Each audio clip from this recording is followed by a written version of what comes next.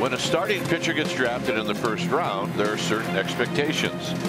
Becoming part of the future rotation of your team, perhaps pitching in the All-Star game, and maybe even leading the way to postseason. But it all starts with your Major League debut, and tonight, Tyler Beede is doing just that. Beede takes them out for the first time. Next.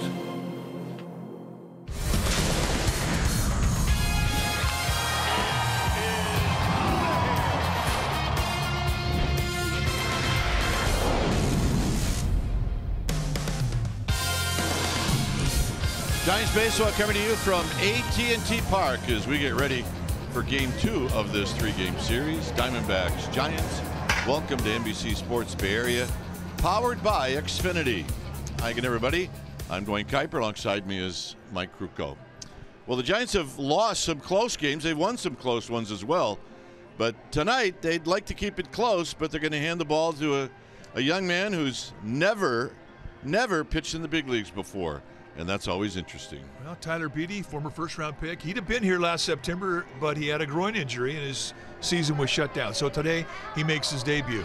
Is he ready? Well, he's got 4 great pitches, a good fastball, curveball, slider, and a changeup. And remember, Diamondbacks don't know this guy. And any experienced hitter will tell you that the guy they don't want to face is the guy they don't know. Well, they don't know Tyler Beede. To me, that's an advantage.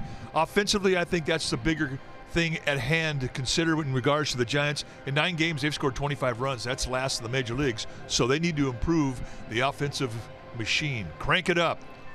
Crank up the machine, and Tyler Beede, trust Buster Posey. All right, stay tuned. We'll take you to Willie Mays Plaza. That's where the fellas are at for an update, and we'll do that right after this.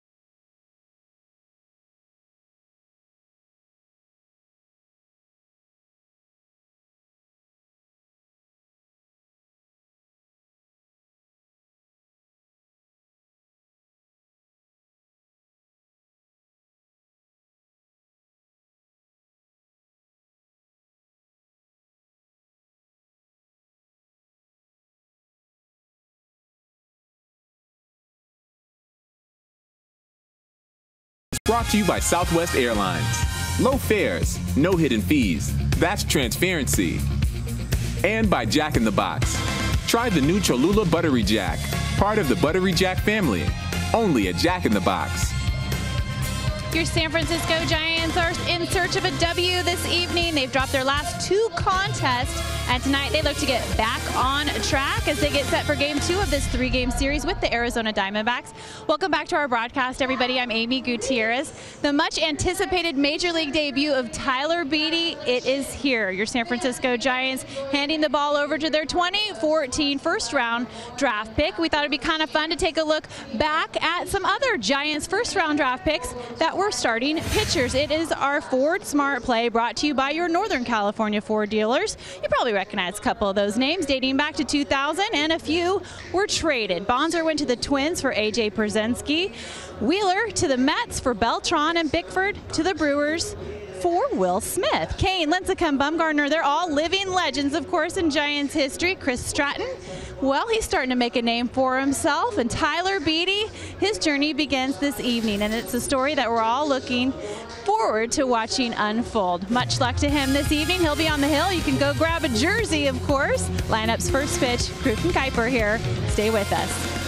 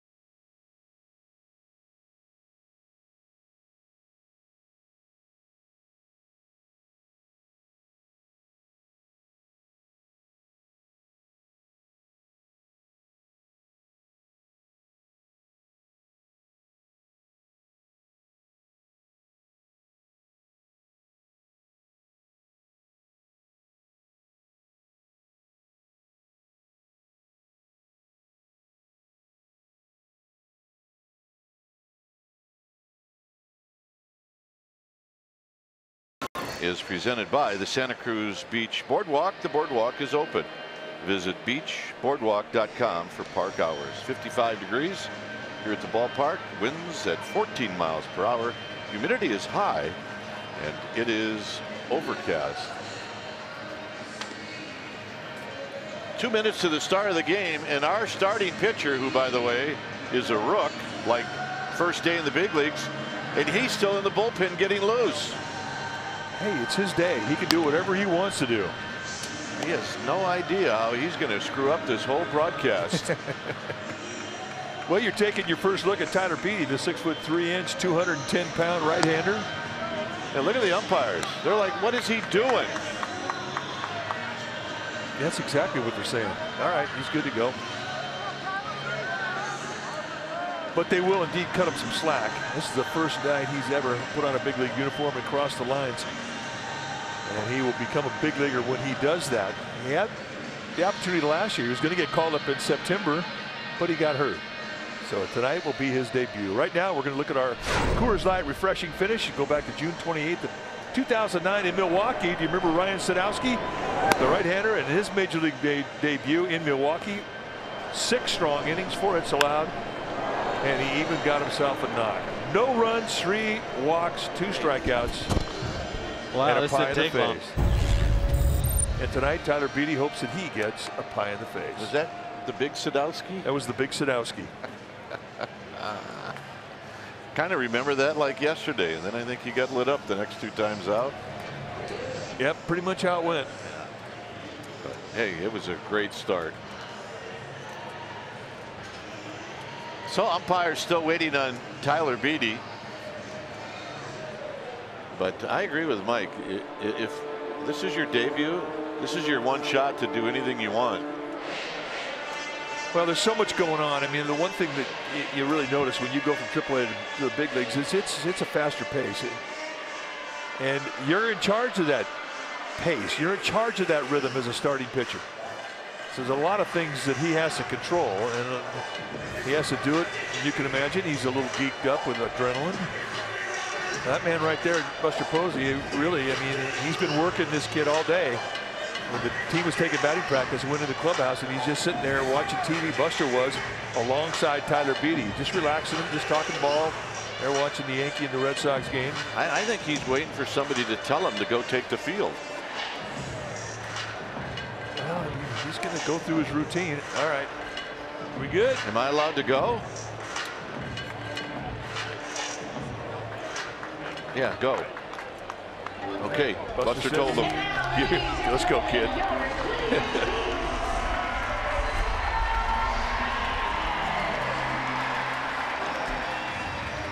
All right, let's take a look at the Diamondbacks lineup brought to you by Southwest Airlines. It'll be Dyson Marte and then Goldschmidt, AJ Pollock. Pollock will hit in the cleanup spot. Then it's Alex Avila, followed by Owings, Descalzo, and Nick Ahmed. Hitting 9th and pitching, and off to a great start. And he can hit, is Patrick Corbin. And Tyler Beede making his debut, and this is what he has done in 5 minor league seasons. 19-26 with a 3.73 ERA. In 396 innings, he struck out 322, so about 7 strikeouts per 9, and about a 2.5 to strikeout to walk ratio, 2.5 to 1. When he's right, you're going to see a fastball that goes low to mid-90s. That's a good one, and he will 2 and 4 seam the fastball. He's got a curveball, slider, and a changeup. 24 years of age, from Massachusetts. Let's take a look at the defense playing behind Tyler Beede tonight. Starting in the outfield from left to right, it'll be Pence, Jackson, and McCutcheon. Crawford and Longoria will be on the left side of the infield. Tomlinson getting a start tonight with Panic getting the day off. He's joined by Bell on the right side of the infield. Buster Posey, he'll be in the squad, putting down the signs.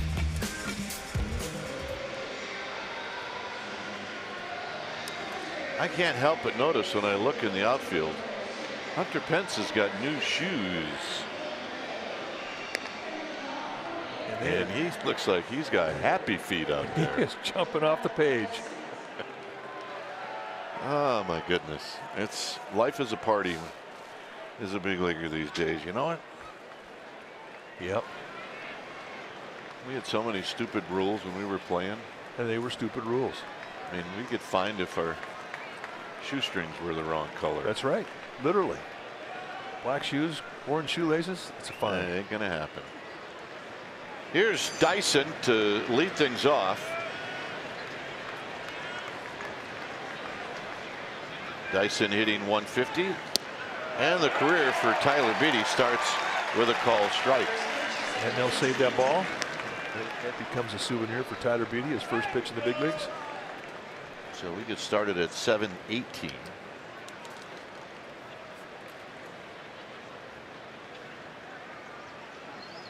And the next pitch is wide. Dyson is 3 for 20. Try to disrupt the rook if you can, and one of the ways you can do that is if you bunt. And Dyson has got great speed, not good speed, but great speed. 2 balls and 1 strike. So Tyler Beatty's father and his brother-in-law chomping at the bit. Check their heart rate. On the ground, and nice play, Tomlinson. One thing great about the big leagues, you figure out quickly if you're a pitcher, is they got great defense behind you. Well, that works out nice. It keeps Beatty out of the stretch with a very fast guy at first. So that's a nice play. And a base stealer slides into it, gets up to a balanced position. I mean, you know, he's been playing the left side of the infield. Now all of a sudden he gets the short throw. Beatty says, "You the man." Here's Marte. Pitch is wide to Marte. 9 for 41. A lot of at bats, hitting .220. Marte last night went 1 for 3. 2 balls and no strikes. Trying to get the feel of that off-speed pitch. Well, adrenaline affects your arm, and you don't have the feel of your pitches that you normally have. It takes a while to wear them off.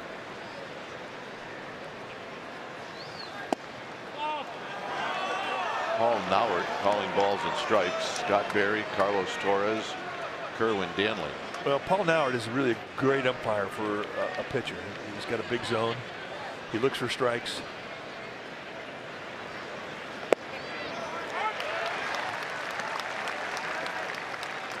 And if you're making your major league debut, I mean, that's the kind of zone you want to work with.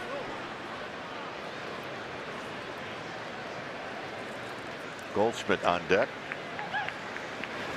And the walk.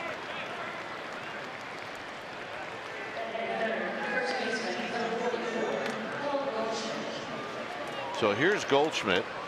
Goldschmidt had the single big hit last night. He tripled in a run and eventually scored.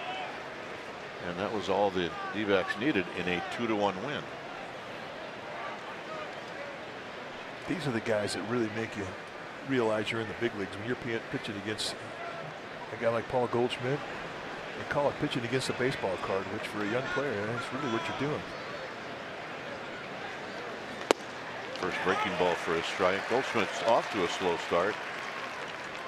He's 4 for 34. But just pay no attention to that.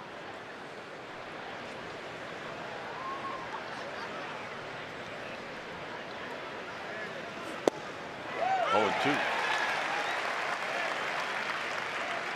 Goldschmidt's thinking, was I not in the on-deck circle when he couldn't throw a strike to Marte? You're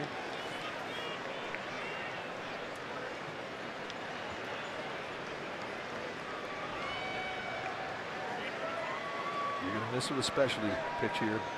Put it below the strike zone. Tapped up the middle and a base hit. Well, on an 0-2 base hit. One thing Goldschmidt will do, especially when he's struggling, he will take swing out in the 2-strike count. When he's going good, he'll guess, and he won't take anything out. And that's just too much strike zone in a 2-strike count. When you have a guy 0-2, especially a big league hitter hitting the middle of the lineup, you can't make these location mistakes. Even a guy hitting under 200. Here's Pollock hitting at 316.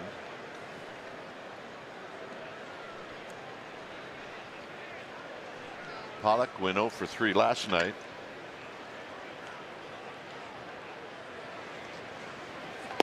And a strike on the inside corner. Pollock is 12 hits and 38 at bats.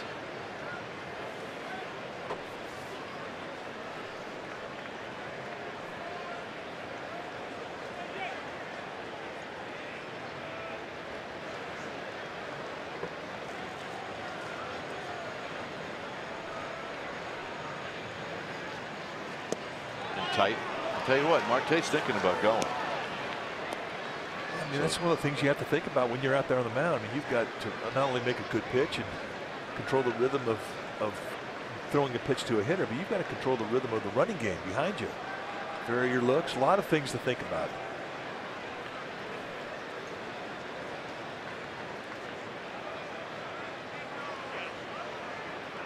And he will spin around and chase Marte back.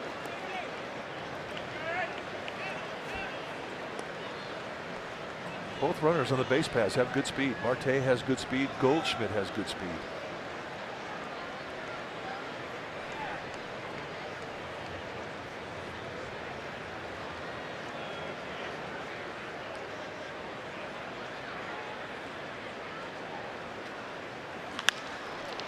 One and two on the foul down the right field line and out of play.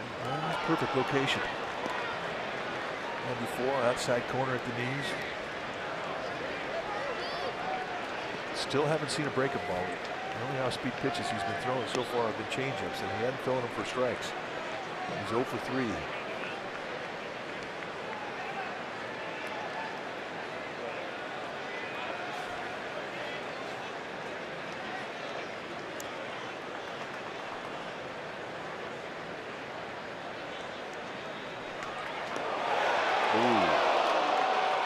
Just a perfect throw. And the only way it was close was because it was a perfect throw. The Giants are looking at it.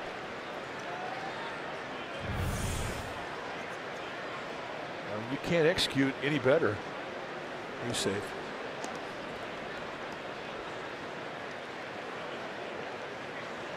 But if you're Thomason, all you do is catch the ball, drop it down. Perfect.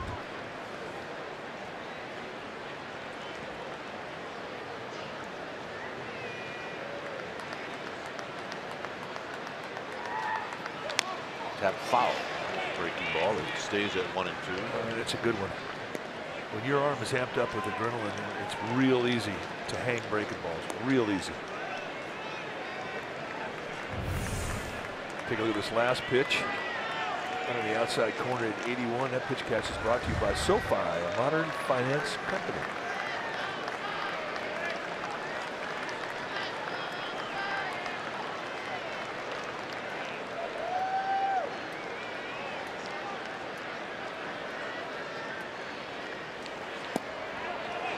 And 2.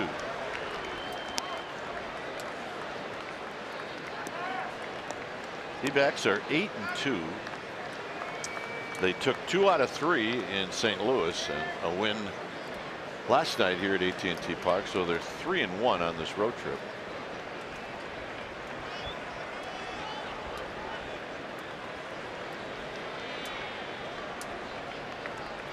Marte and Goldschmidt. And it's 3 and 2.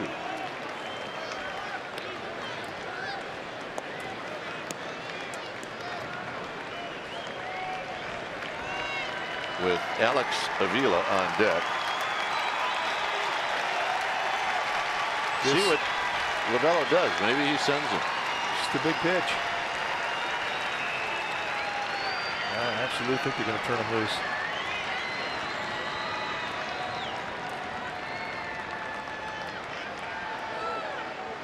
Runners go. Down the left field line. That's a fair ball. It's going to score 2 easily. And it's 2-0 D-backs.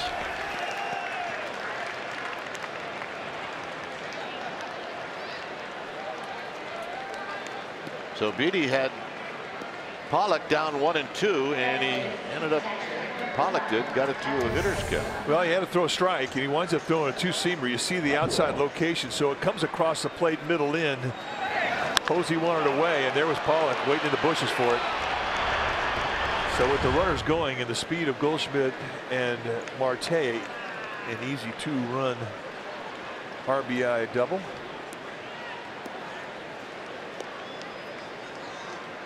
And now Beatty somehow has to try and forget that. So here's Avila. 2 for 18 on the season. And so throw out the big overshift.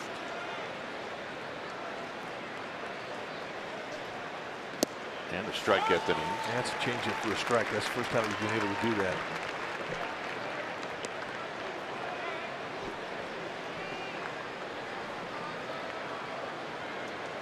This is what the D-backs did in the first inning last night. And that was all the scoring for the D-backs, but it was enough. Runner goes. Posey's got it. His throw is a bit high, and Pollock steals it. That's just a veteran base runner taking advantage of a young pitcher.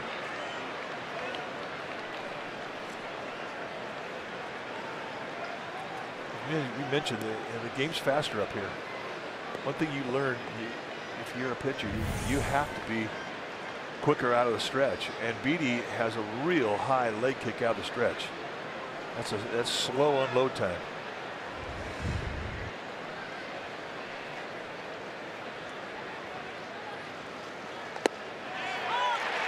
Got him. So his first big league strikeout.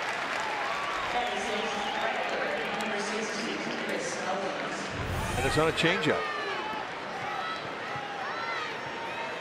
Talk about the big strike zone you're going to see tonight. There's an example of it. And Posey really worked to give Paul Nauer a look. That's framing. Yeah, that was probably a foot outside. So here's Chris Owings. And he hits one high into right center field. But it'll be McCutchen to end the inning. It'll be Jackson Belt and McCutchen coming up.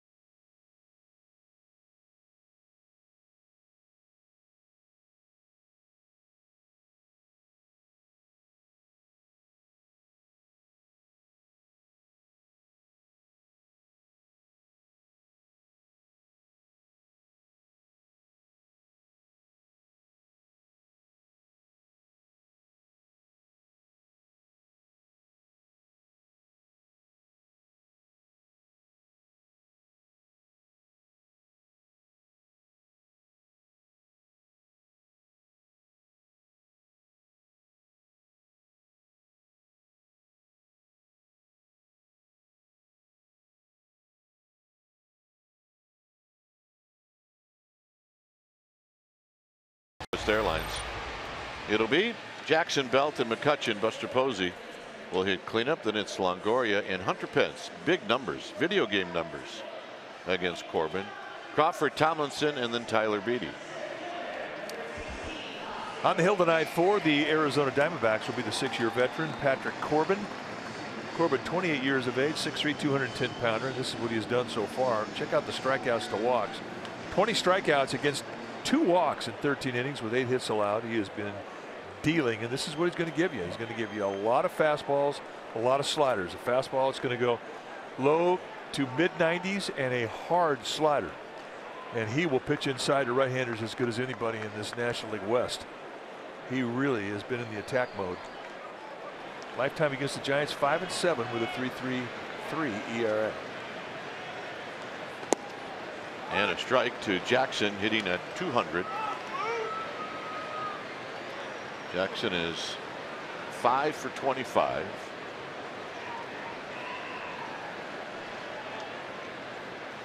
And he takes wide with Belt and then McCutchen to follow.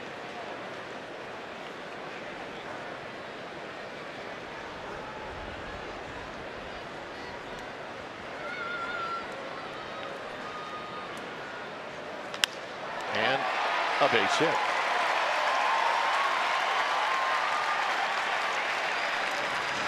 Take a look at the defense that the Diamondbacks will use tonight behind Patrick Corbin, starting the outfield from left to right. It'll be Dyson, Pollock, and Owings. Really good arms on the corners with Dyson and Owings. Ahmed and Descalzo on the left side of the infield. Marte and Goldschmidt on the right side. And Alex Avila will be in the squad, putting down the signs. Here's Belt. Belt couldn't wait to get to the park to try to wash away the 0 for 4 with 4 strikeouts last night. Overshift is on for Belt. And he rolls it foul. Belt is 7 hits and 28 at bats against Patrick Corbin in his career. Corbin pretty quick out of the stretch. And Avila has is an average arm for a catcher.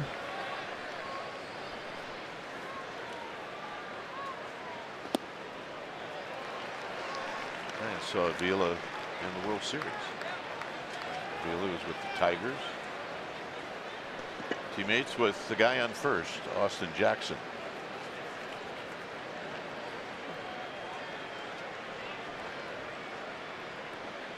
Nick Ahmed, the lone defender, on the left side of the diamond. Nope, 2 balls and a strike.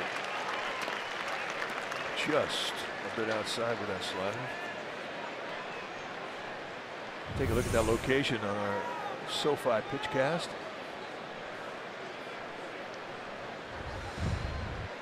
We've seen worse than that called a strike today. Yes, we have. Calm wins tonight. There's a lot of carry to right field right now. And a foul ball.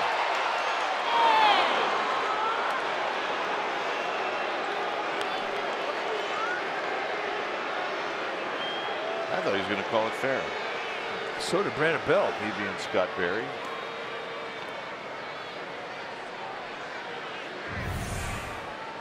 Let's take a look. How foul was it? Wow. That hit the bag? No, I don't think it hit the bag, but I think it's pretty close to going over the corner of it.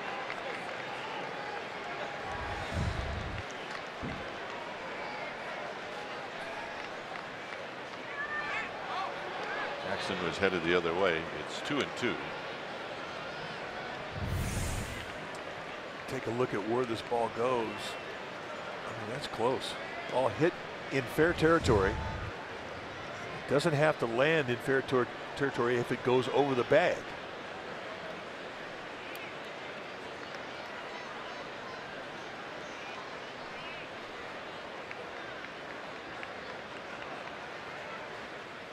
Got him.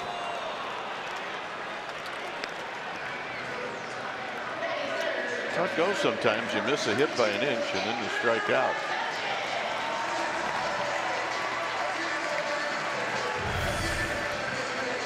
Take a look at that hard slider. I mean, it's a big one. It starts off at your right hip if you're hitting off from the left side. And then there's the reach.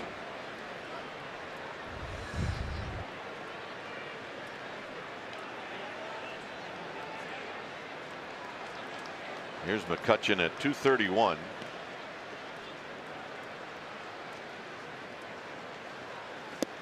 No balls and 1 strike.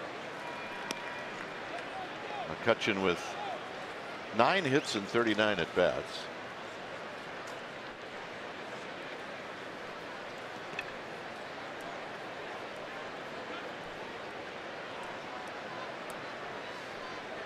He's had 2 for 9 history against Corbin. Which is wide. Jackson opened up the inning with a base hit. The Giants trying to match what the D-backs did in this inning by scoring 2 runs.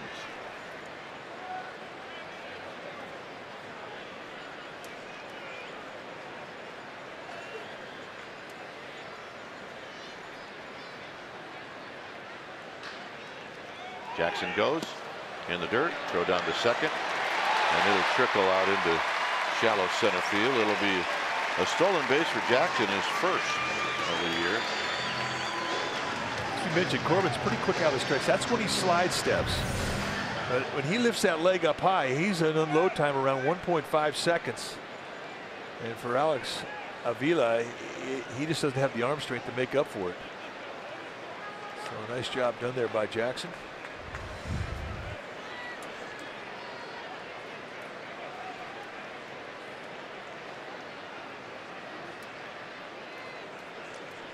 So 2-1 to McCutcheon. Giants now with a runner in scoring position.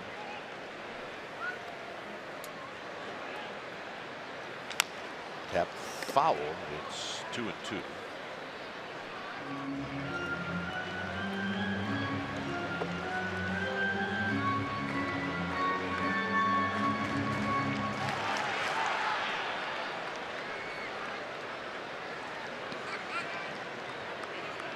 The A's, Mike, are playing the Dodgers tonight. How about that?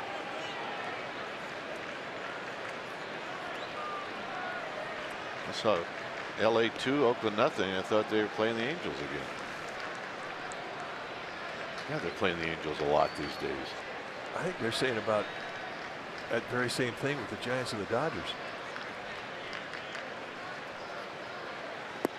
Oh. Corbin thought he had him.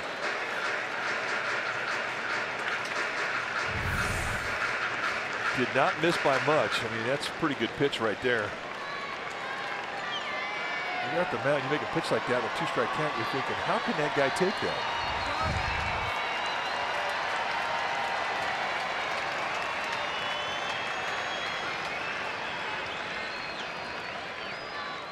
Three-two pitch. Got him. Andrew McCutcheon looking back at Paul now and saying, is that on the swing or is it on the call? I think he called it on the swing.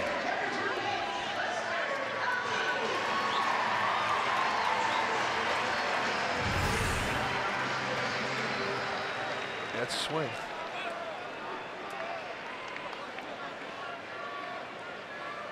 Not one he's real proud of, but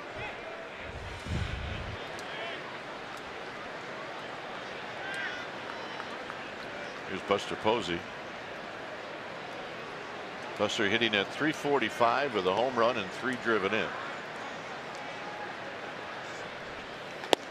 And he takes outside for a ball. He's got pretty good success against Corbin. 12 hits and 41 at bats with a couple of doubles.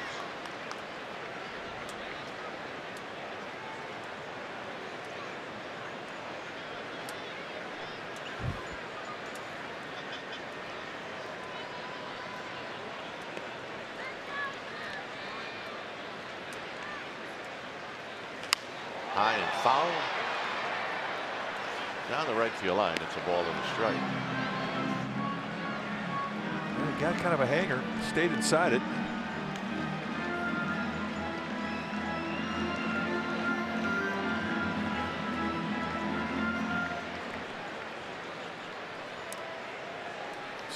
Longoria chalk it up in the on-deck circle.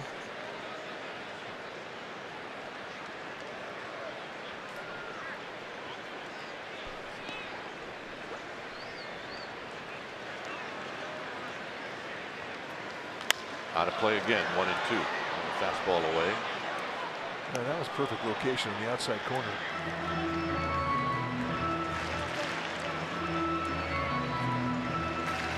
He's not gone inside yet as aggressively as we've seen him go in the past to right-handed hitters with that fastball.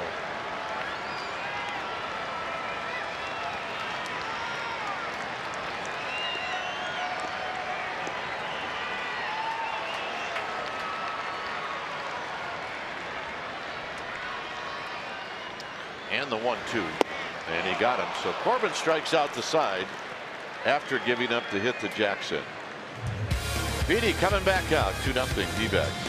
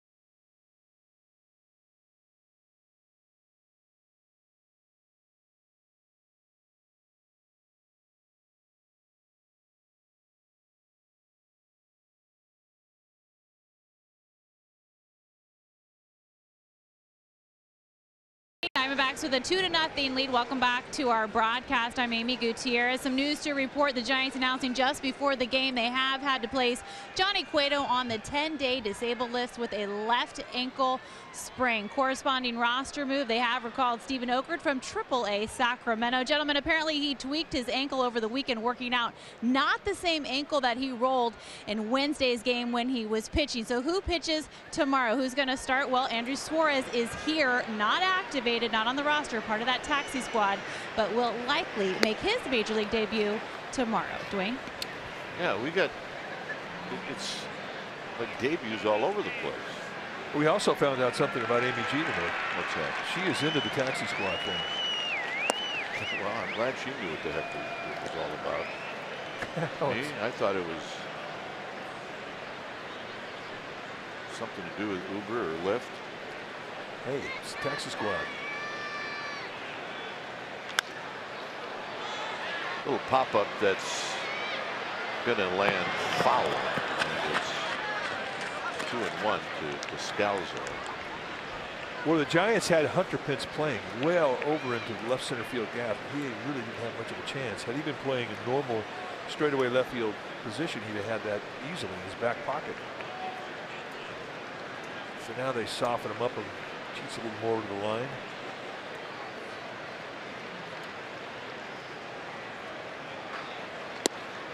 Three and one.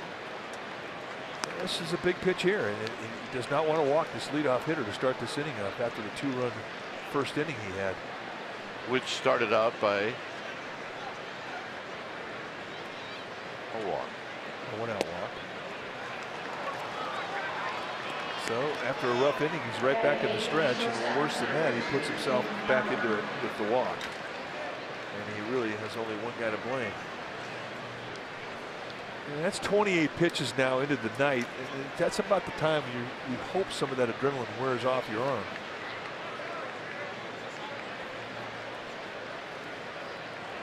Here's Ahmed.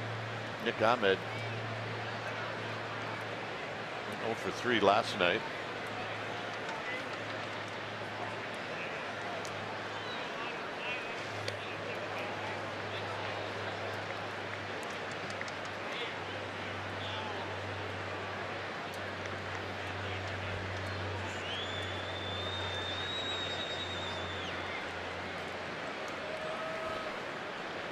So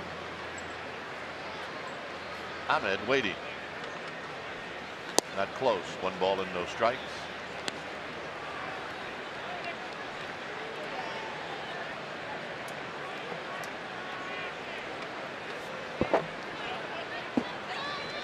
Ahmed's off to a good start. He's hitting .360.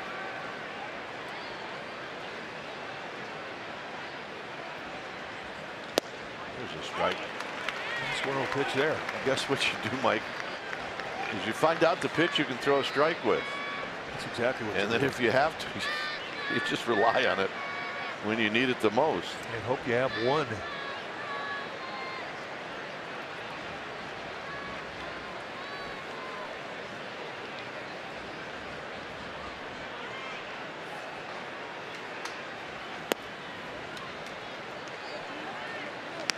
So maybe what we're talking about is what he's going to rely on right now.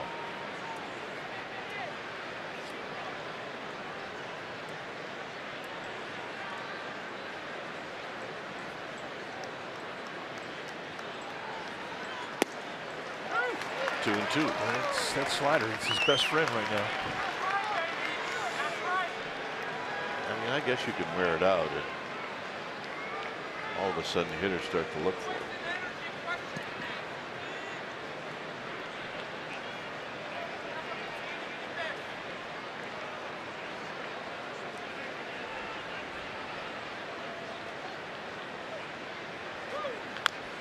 Rolled foul and curveball. Torey Lovullo, the manager of the Diamondbacks, not in the dugout tonight. He was serving a 1-game suspension. Jerry Narin, the bench coach, is running the team tonight. Yes, a little altercation in St. Louis. between he and Yadier Molina, both suspended. Molina is appealing his, so he is playing tonight. Roll to Crawford, to Tomlinson, to Belt, and they got him. Well, that'll do wonders to settle down Tyler Beatty.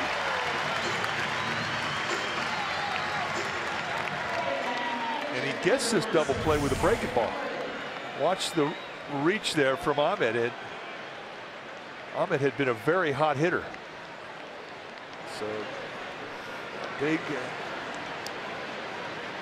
2-out double play ball. Don't relax with this guy. He can hit. Corbin.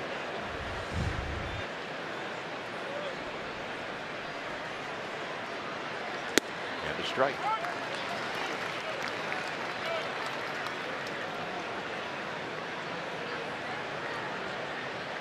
His career batting average 166.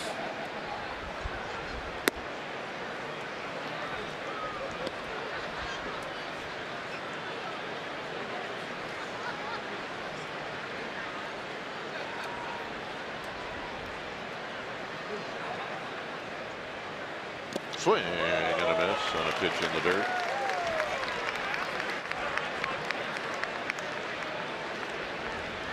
That score between the A's and the Dodgers was leadoff home runs by Taylor and Seager.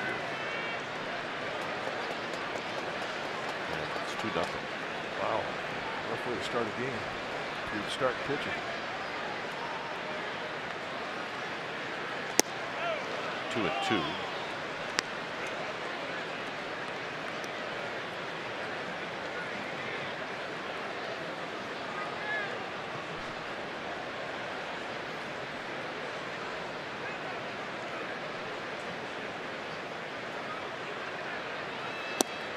And 2. And really, they've been pretty easy takes for Corbin.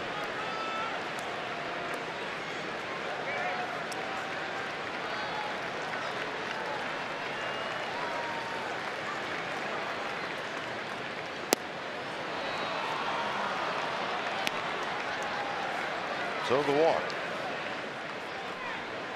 Well, every Say Hey Tuesday, Giants fans have the chance to become the authentic fan of the game. Fans are encouraged to enter to win online at www.nbcsportsbayarea.com/GiantsAFog. The fan who wins receives 2 tickets to the game on Say Hey Tuesday. A Giants prize pack will be, they get to be on the broadcast. The fan of the game tonight is Jim Cortez. He brought his 7-year-old son Jordan to the game. There's Jim. Congratulations. There's a 94-mile-an-hour fastball down low. Good seats.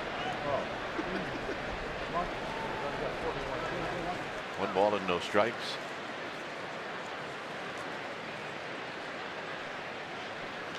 And this pop-up should end the inning. And it'll be Tomlinson calling off Belt. And with the help of a double play, it indeed is. Longoria to lead things off.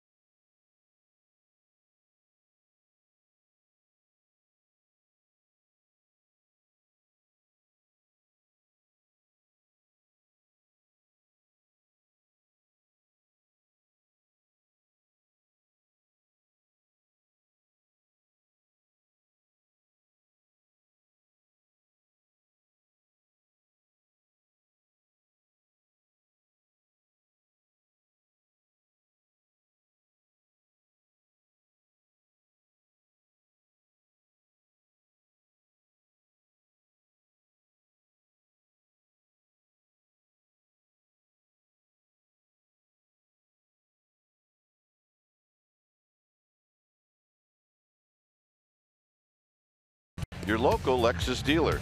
The 2018 Lexus RXL, part of the RX family. See your local Lexus dealer.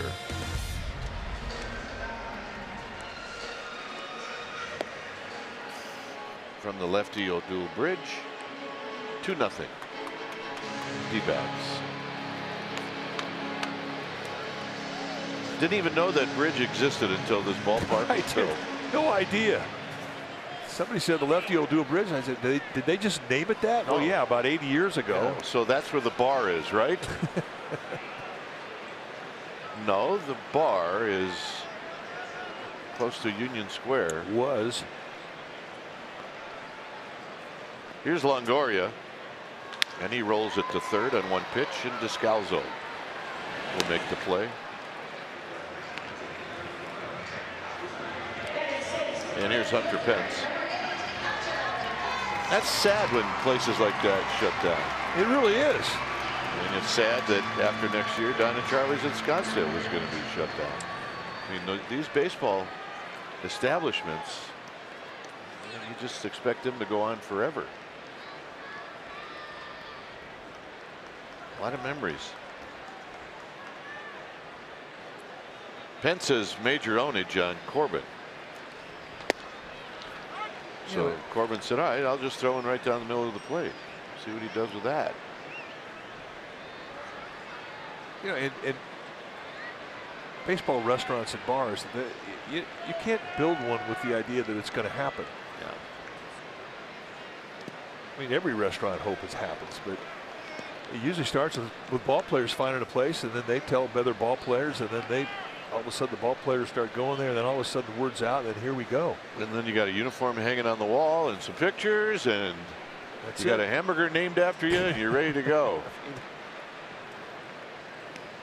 But we watched the Pink Pony close up, and we're going to watch Don and Charlie's go away next year. Lefty O'Doul's is no longer here. Tap foul, 1-2. Ball players don't know where to go.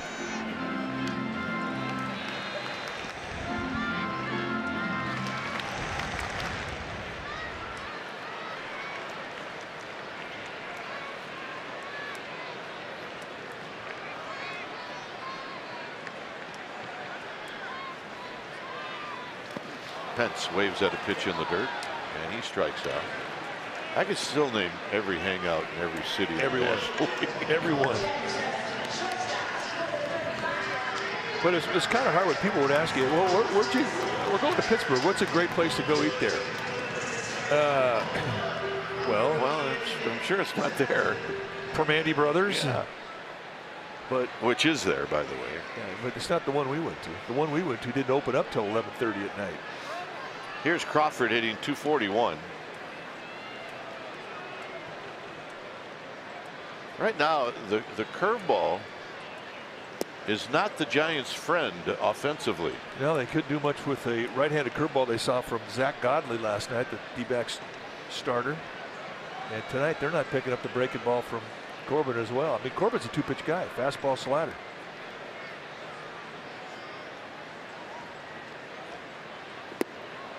Oh, 0-2. But Brandon Crawford, I mean, if you look at his numbers against Corbin, I mean, he's had success against him, hitting lifetime .308. Or no, .320, but he's also struck out 10 times in 25 at bats. So it's been pretty much outhouse or castle for Brandon Crawford against Corbin.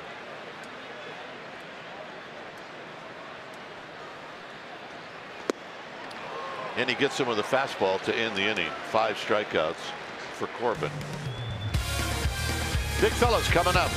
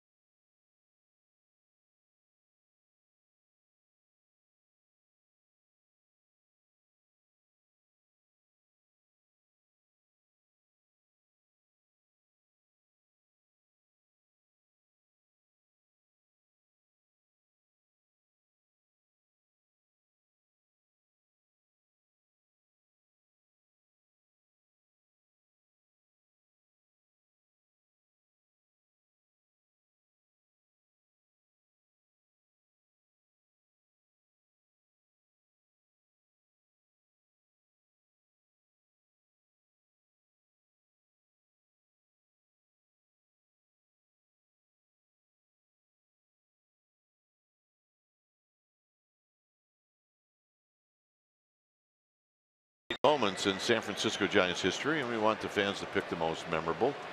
Matchup tonight, so vote on NBCSportsBayArea.com or on Twitter at NBCSGiants. Winner will be announced tonight on Giants postgame live. Vote for your favorite moment between this pitch here and JT Snow rescues Darren Baker in the World Series in Game 5.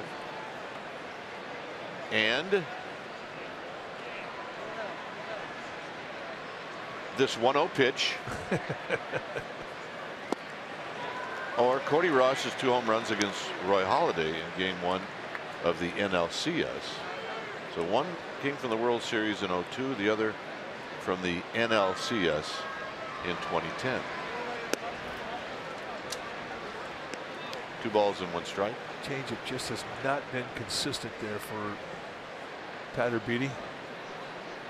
Suppose he keeps throwing it. I mean, it's a good weapon, but he just can't rely on it right now. Well, when do you can it? I mean, not for life, but for a while. I mean, the only thing he's really getting over the plate is that slider and the fastball.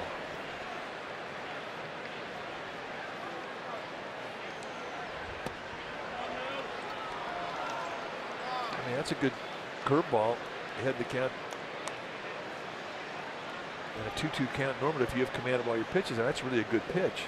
But now he's forced himself into another 3-2 count, and he hasn't handled that well. Out to Hunter Pence. Snappy shoes, Hunter Pence. Here's when Darren Baker was rescued by JT Snow. He wouldn't drag Darren now. No. Darren's playing second base for the Cal Bears. Thanks, JT. Saved my kid.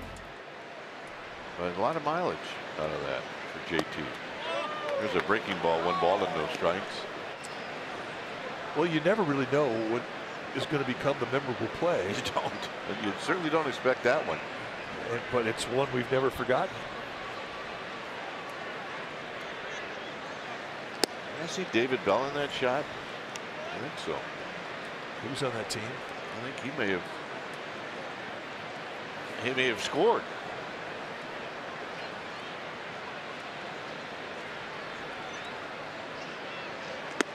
(3-0). And Goldschmidt will swing 3-0. And this is the perfect time to do it when the guy's struggling with his command. You're looking for just something fat. Here's Cody Ross, a couple of home runs in Game 1 of that series in 2010. Roy Halladay, I mean, this is the playoff year that he had a no-hitter against Cincinnati. He was on top of his game. And I don't think anybody thought that Cody Ross was going to come up with a 2-home-run game. But he was amazing in the NLDS and the NLCS.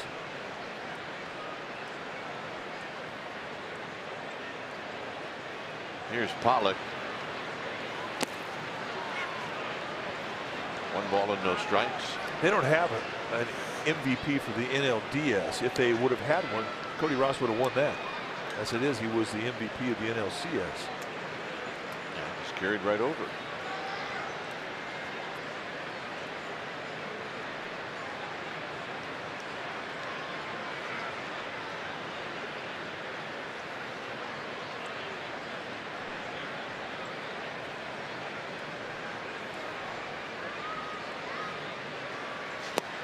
Two balls and no strikes. 6 balls in a row. That's after he won the 3-2 battle with Marte to start this inning off. The Giants going to burn a mountain visit right now. Kurt Young going to come out.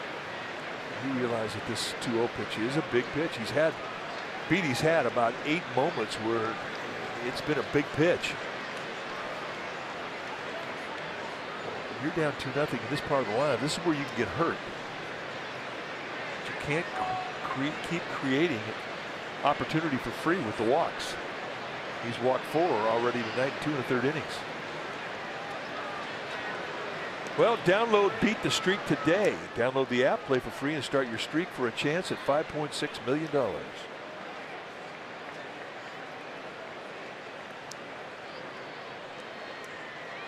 So it's 2-0 to Pollock with 1 out. I guess the best thing you can say right now for Beatty is he's trying to grind this thing out. He is. I mean, to his credit, he has maintained composure, at least from the outside.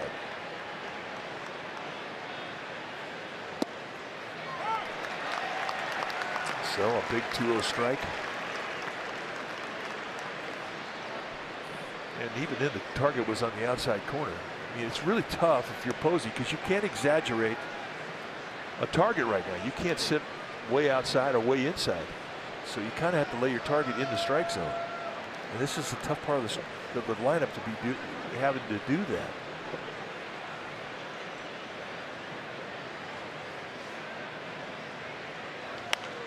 Out of play.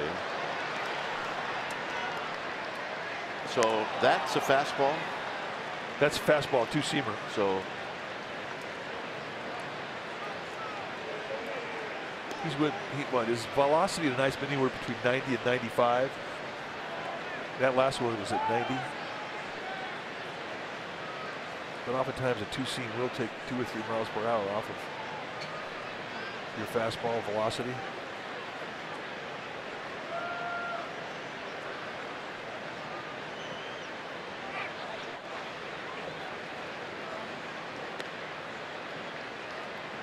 So 2 balls, 2 strikes.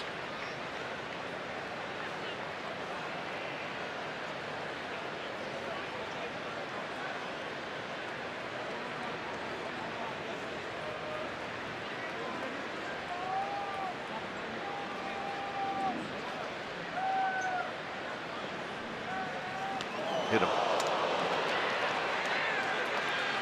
And that is the last thing he wanted to do.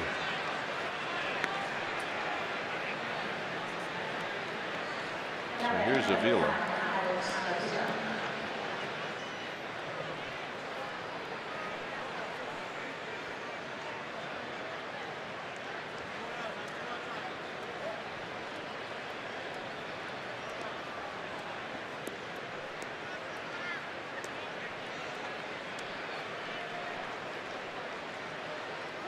So Alex Avila stepping into a situation that really has been given to the D-backs for free. A walk and a hit batsman. And a called strike.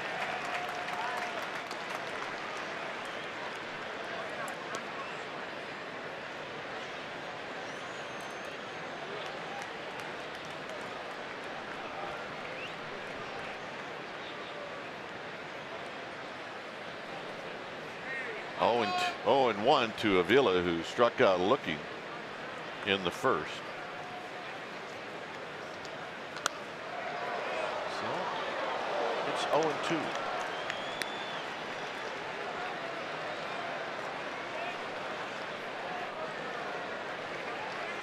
You see the overshift for Avila.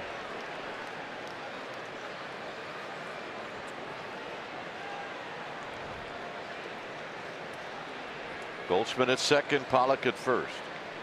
Next pitch will be number 60. You want to be 45 or less normally after the end of 3 innings. A high fastball. Not a bad pitch though. And an 0-2 count.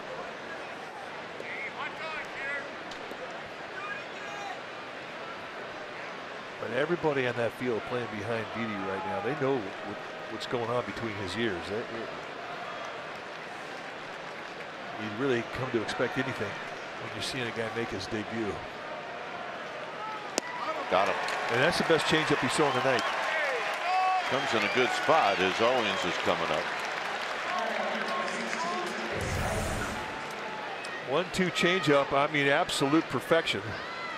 Beatty's got 2 strikeouts in the game tonight. Both of them have come off of Alex Avila.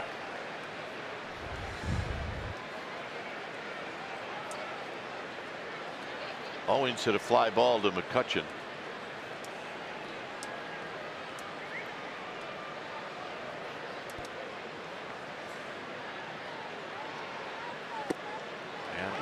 on the inside corner. And they set up an outside target. This one goes on the inside part of the plate. And Posey just kind of wrapping the glove, tucking that thing back in the strike zone is what got the strike.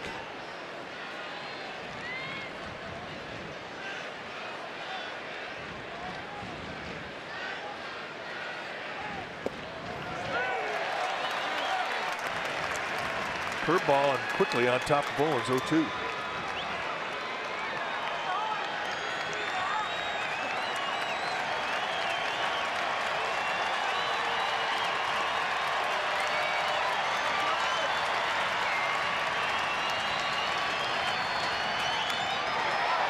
And another breaking ball, pretty good one, as Owens stays alive.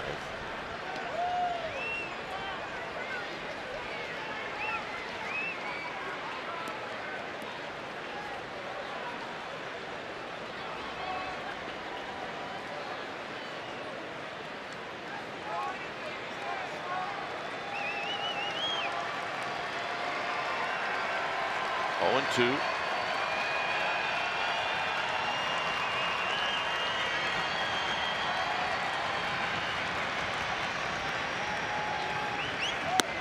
a high fastball. 1 and 2. Not an easy take.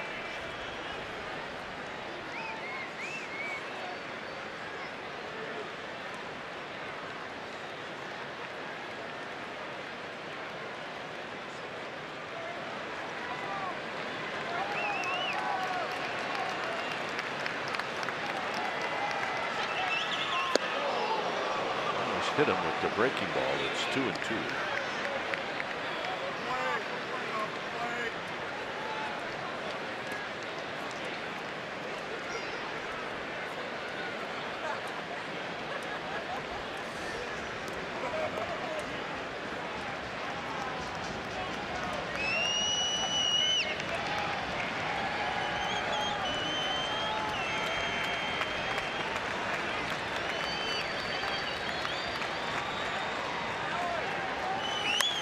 Out of play.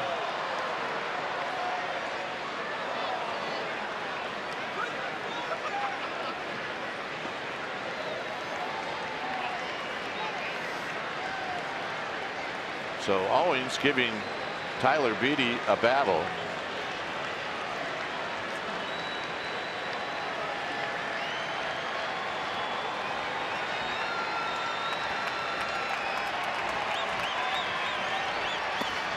Good block by Buster Posey. So this at bat goes from 0-2 to 3-2.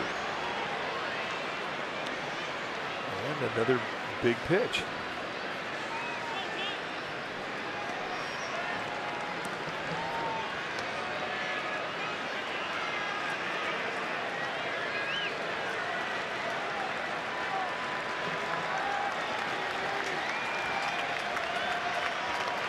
Three and 2. Runners will be on the move.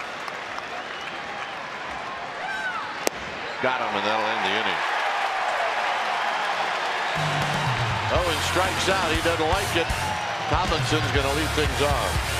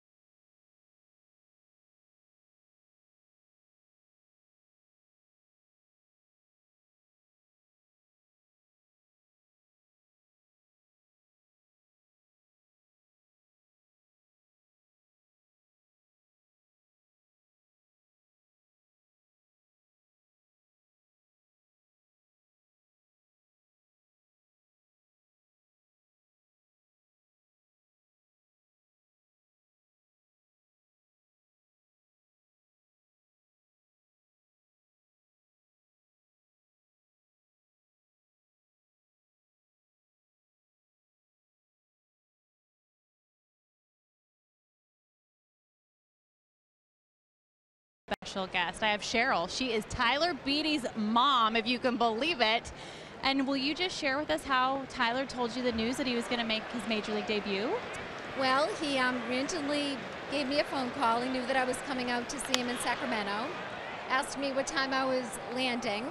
I told him, and he said, well, you have hotel reservations? I said, I do. He said, well, can you cancel those reservations? I said, I can. Why? And he said, because your son just got called up to the big leagues. And I cried, I screamed, I got covered in goosebumps. It was a feeling that I've never had before. Just really something special. Yeah, very surreal. So many people describe it like that. Totally.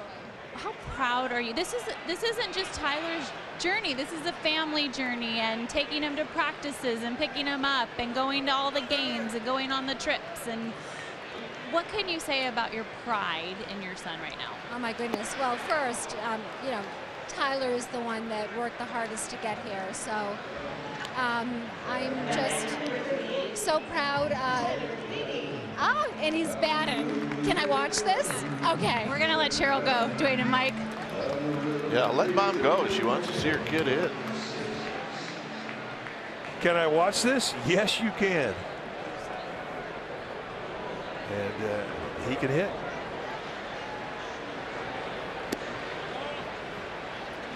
Well, he stands in there like we watched his batting practice, and we were both impressed.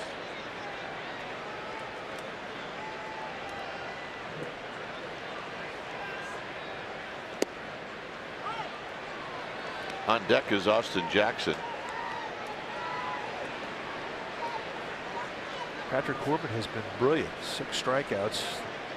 First 8 hitters he's seen.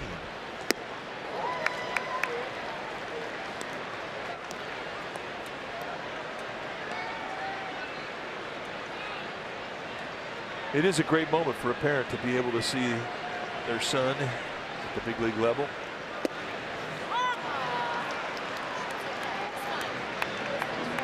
So Beattie caught looking, and here's Jackson.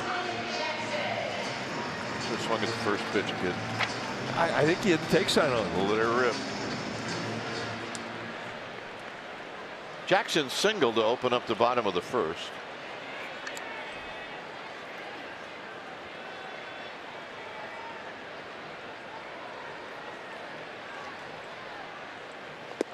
And a call strike. In the last 2 nights, we've seen a lot of strikeouts from Diamondback pitching. Last night, Zach Godley struck out 8 guys the first 12 that he faced. And here, Corbin 7 out of the first 9 he's faced. And overall, the Giants struck out 12 times last night. The D-backs struck out 11 times.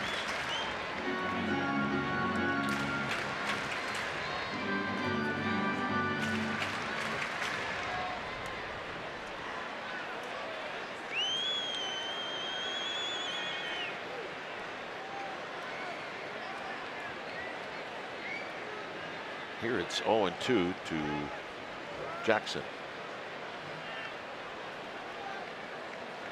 Very high.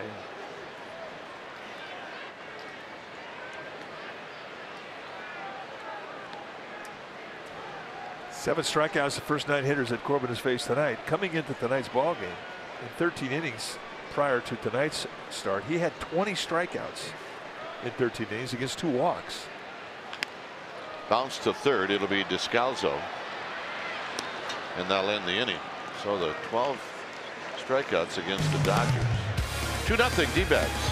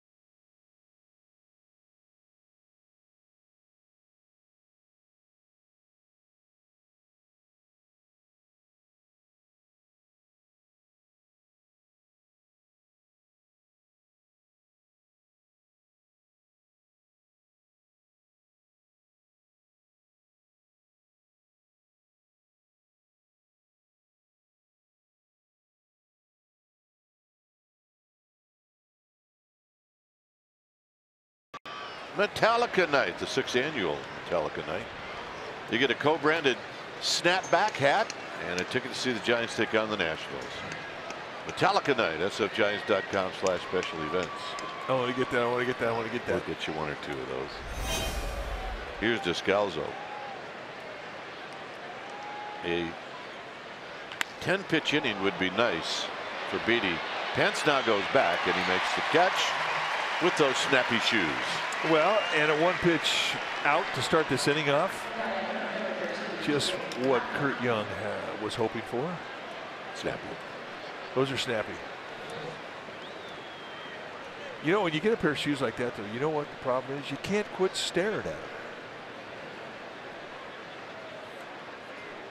Or that. Here's Nick Ahmed, who bounced into a double play. One of our favorite dogs.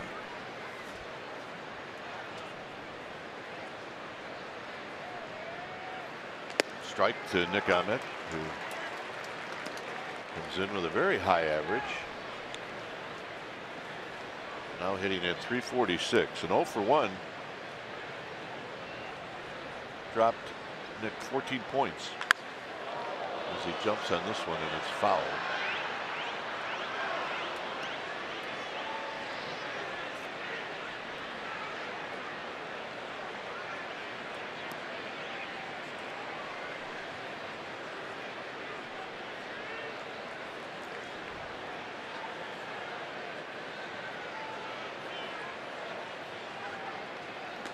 High fastball, kind of a waste pitch, 1 and 2. Yeah, it looks to me though, I think it's finally worn off. He's finally getting into a rhythm that he's got a little more extension. He's not quite as upright. He's got a little more bend, a little more follow through.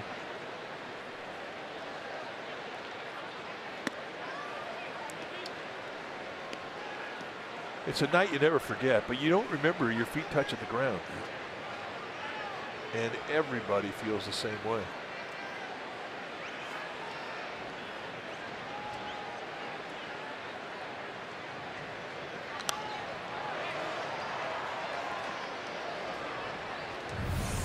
Take a look at the motion.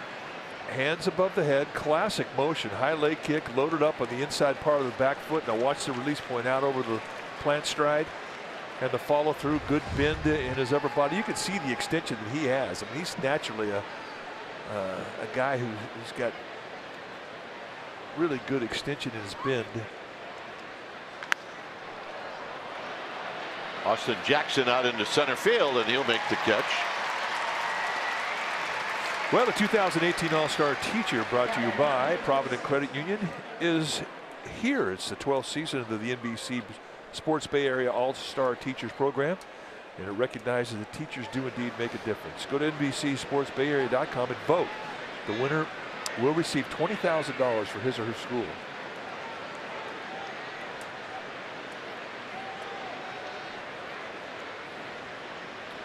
Here's Corbin, who takes a strike.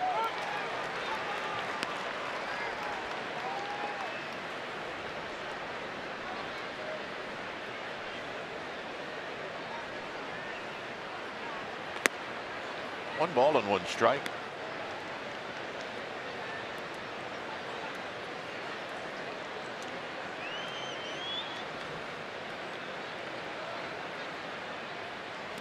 Half swing, 1 and 2.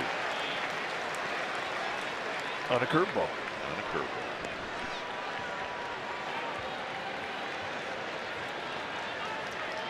As you mentioned, Beatty, 24 years of age. He'll turn 25 in May.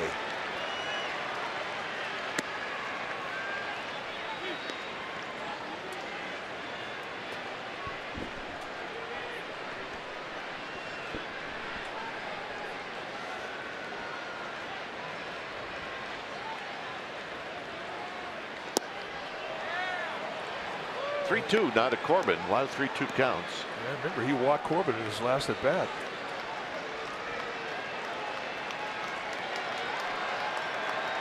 Eighth 3-ball count.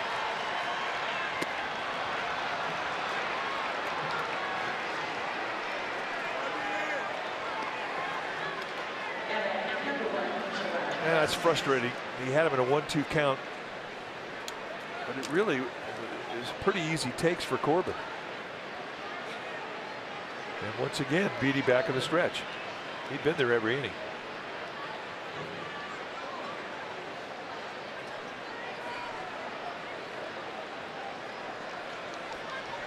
So Dyson is up. He popped out his last at bat, and here he shows bunt, and he takes it tight. Is Maranta is going to head down to the bullpen.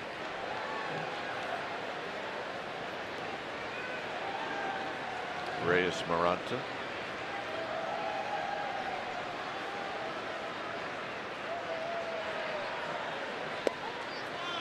Well, now the strike zone getting a little smaller. It's 2-0.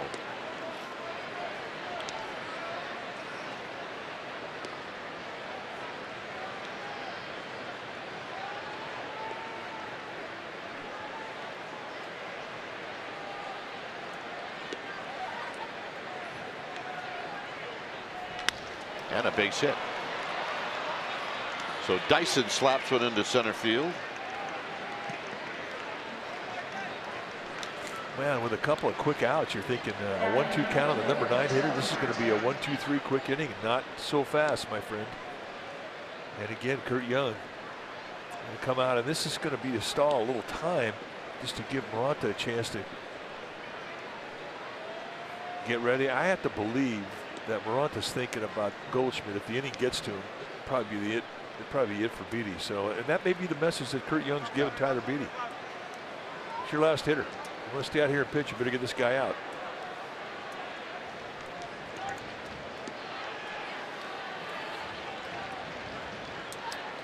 Marte has walked and he's popped out.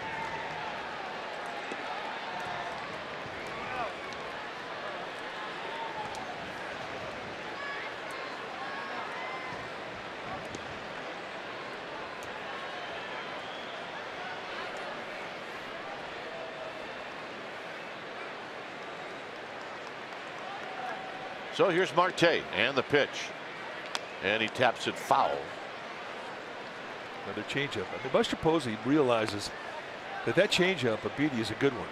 He has not had great command with it tonight, but Posey still is calling it because that sets up everything. Certainly sets up his fastball.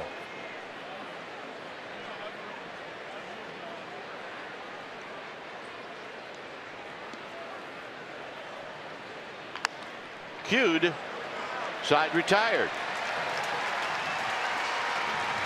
Giants are looking for some offense.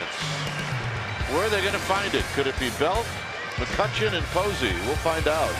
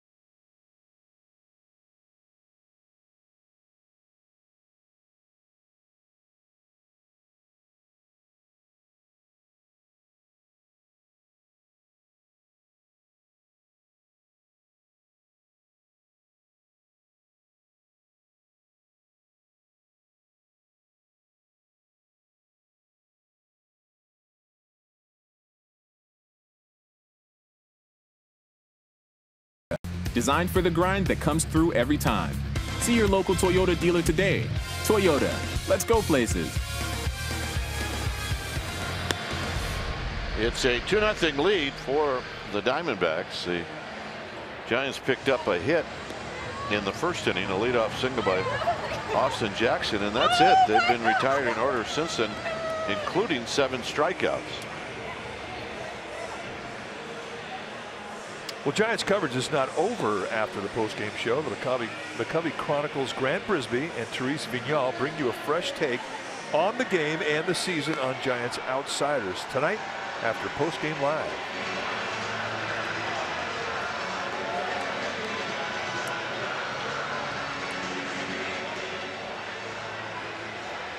Brandon Belt will lead things off. It may be that was the last inning for Tyler Beatty, because Maranta is thrown in the bullpen like he's coming into the game. Belt struck out. He's 0 for 1. Overshift is on. And he takes a strike, and it's 0-1.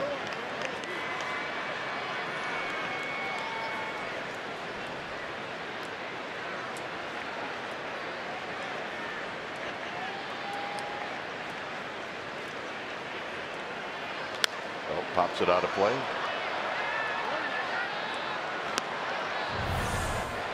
So there's Bochy.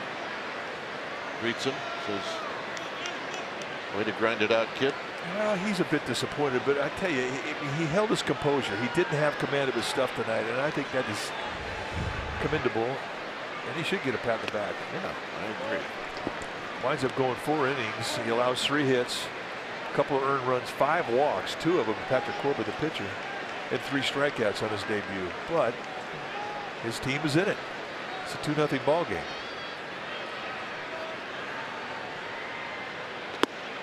Up high to Belt. And I really believe if you would have asked Bochy at the start of the game, would you take 4 innings and 2 runs out of this kid? I think he'd have said yes. Yeah.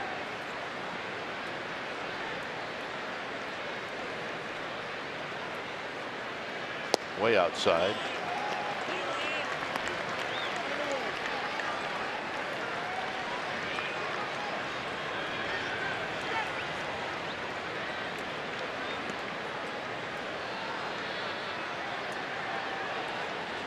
Giants will take a walk. They'll take a base runner. And a little dribbler. And Corbin's going to have to make a play, and he does. His Belt is thrown out. Oh, it's Cal night here at the park. And they got their Cal beanies.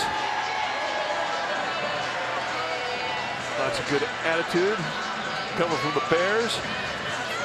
We expect that.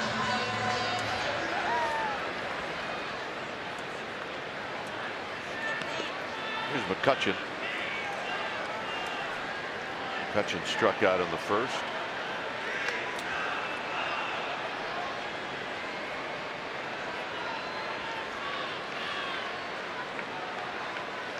And he takes a strike.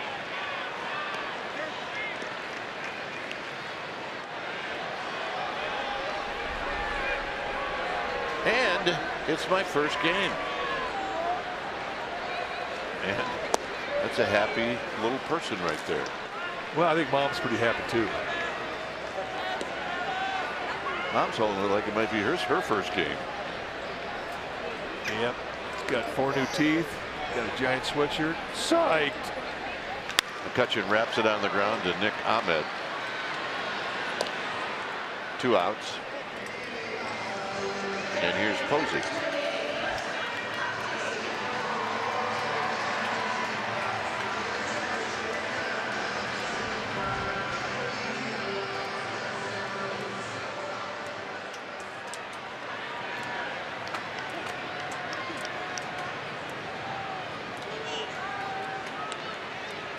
Buster struck out in the first.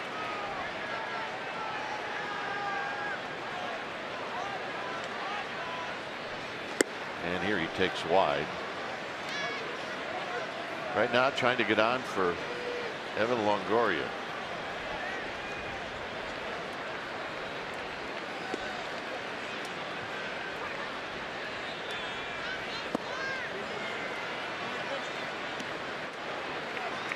Yep, Dad's got his hands full. Oh my goodness. I wonder how long Mom's going to be in the bathroom. I think she's asleep in the car.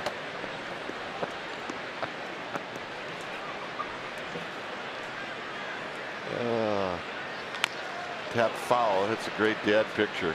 It is. It's also a great look by Dad. Like, yeah, you'll get your turn. No, I'm not leaving. No, here. I love you though. Hey, stop picking on him. Hey. Oh my goodness. A high strike. It's 2-2.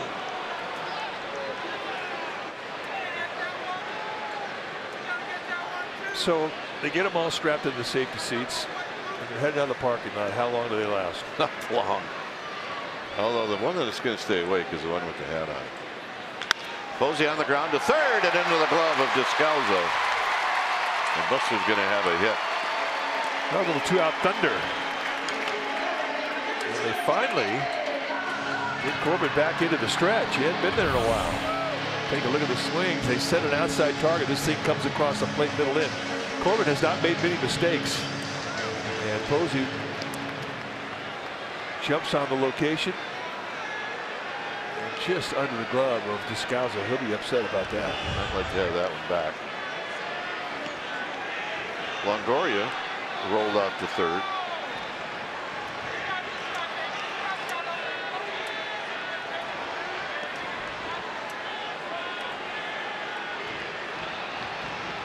Up the middle, speared by Corbin, and that'll end the inning. Giants strand a runner. We've played 4. Maranta's coming in. Dad's hanging in there. It's 2-0 D-backs. Hang in there, Dad.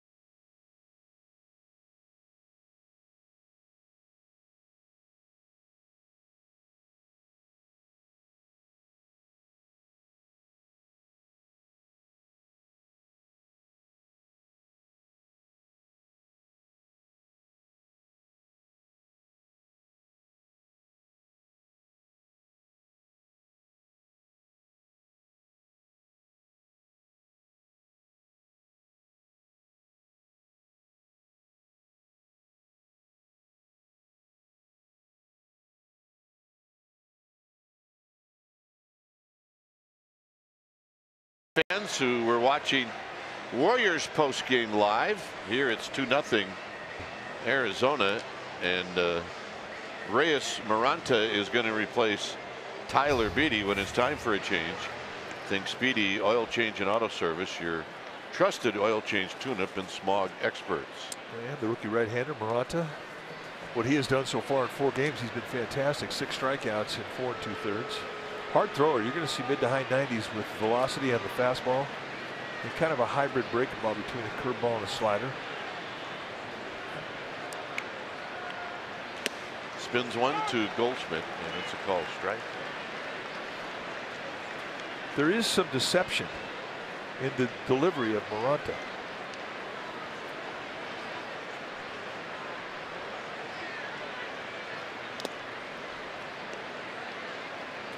Our Mercedes pivotal play last night. Goldschmidt had the big hit in the first inning, a triple into right center field.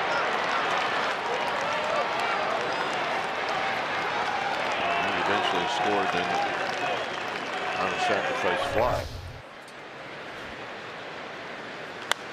All out of play, 1-2. Well, Derek Holland threw well last night, 6 innings. A couple runs allowed, and it happened in that first inning.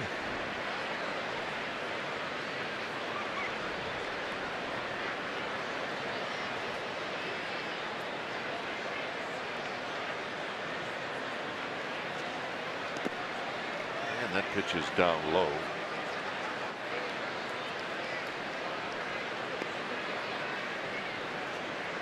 Moranta, a stocky build, but he throws hard. Yeah, he's 5'11", 240, built more like a catcher, but really powerful upper body. And he uses a lot of that back leg as he collapses hard on it, then the drop and drive.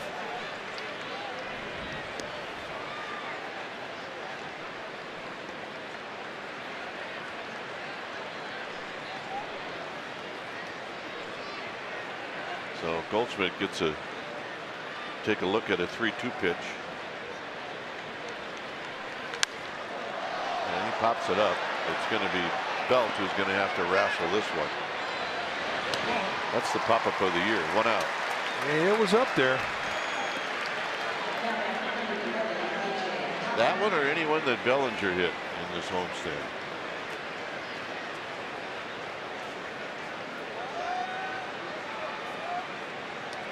Tonight, outfielders, infielders getting a bit of a break because there isn't a whole lot of wind.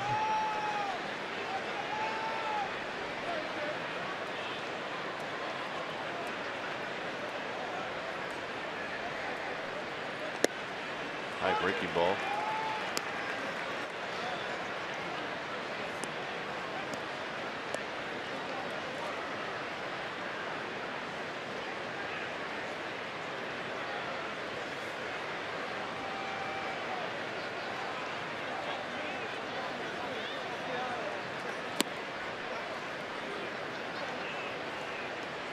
Just 3 hits for the Diamondbacks, just 2 hits for the Giants. This is kind of the similar thing that would happen last night. 2 in the first for Arizona. That's it.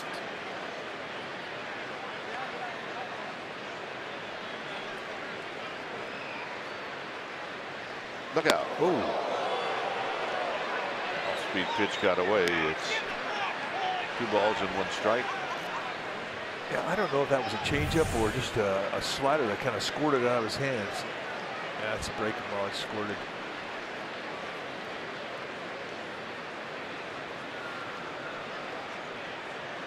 Pollock, however, thought his life was going to end there for a second. You don't miss those, do you?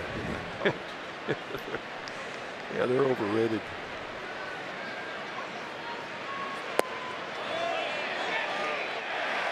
Got him. With 2 strikes, it's 2-2. Scott Berry, first base umpire. I don't think A.J. Pollock is too enthusiastic about the call. Let's see, did he go? Yeah.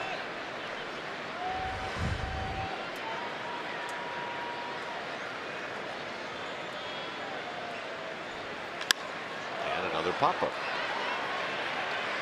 It's going to be Austin Jackson who says, I got this one, and he does.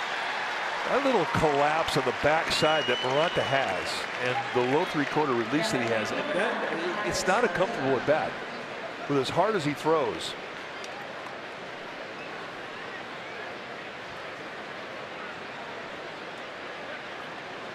And if you're a bullpenner or any pitcher for that matter and you're a bit spooky, that's a good thing.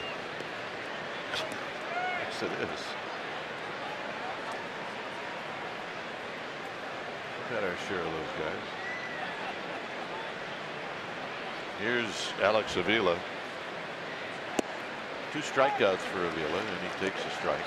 You know, I look at Moranta, and the guy that he reminds me of is Juan Barrington. That's a good ball. He was a Giant.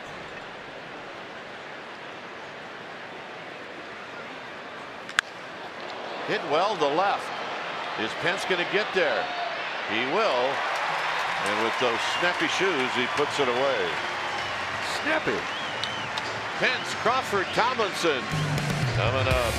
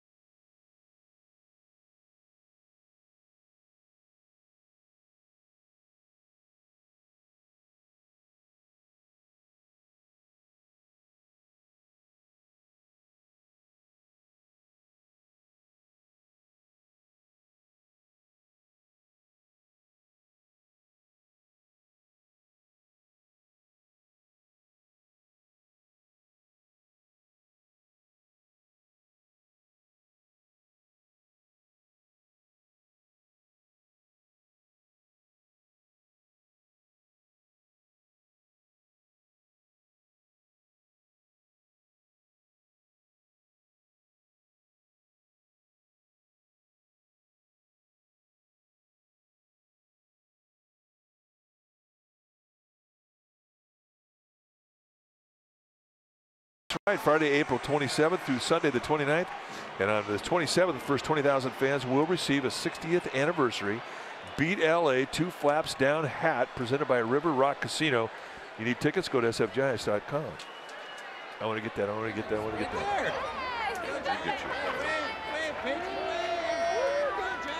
That is one big happy family. Good group right there. Here's Pence. Pence taps one. Ahmed's going to have to hurry. And they got him. Nice play.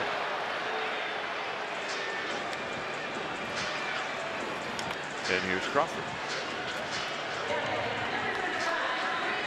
Corbin has been masterful.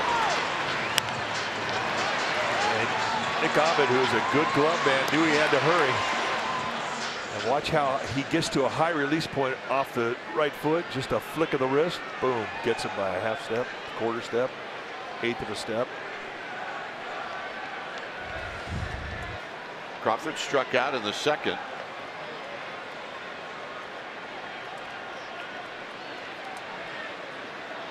And he takes a strike.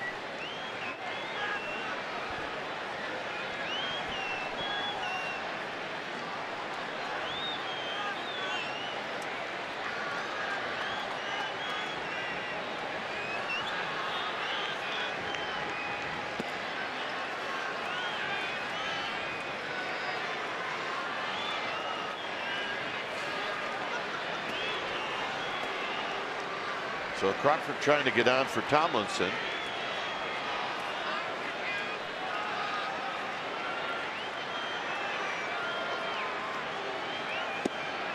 One and two.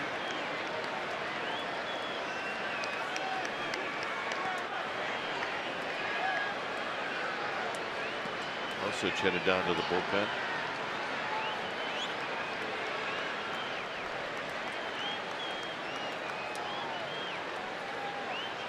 Got him.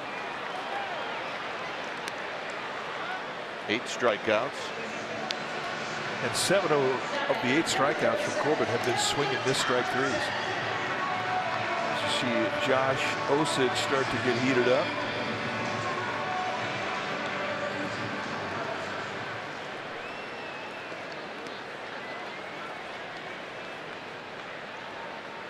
Tomlinson struck out in the third. And he bunts it foul. It's 0-1.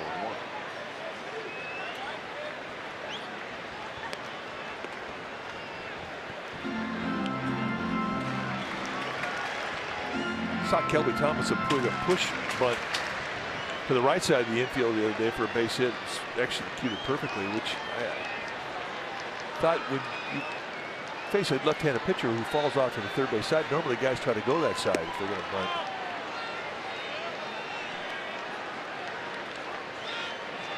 What was your criterion as to how you approached it going third base or first base? Just lefty or righty on the mound. That was it. There's a strike, 1 and 2. And then if the guy went to Gold Glove, I always wanted to see how good he was. I did. And I usually failed, but that's okay.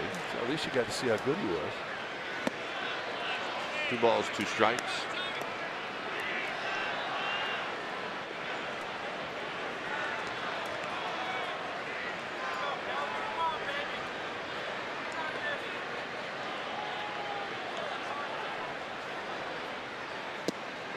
And that'll end the inning.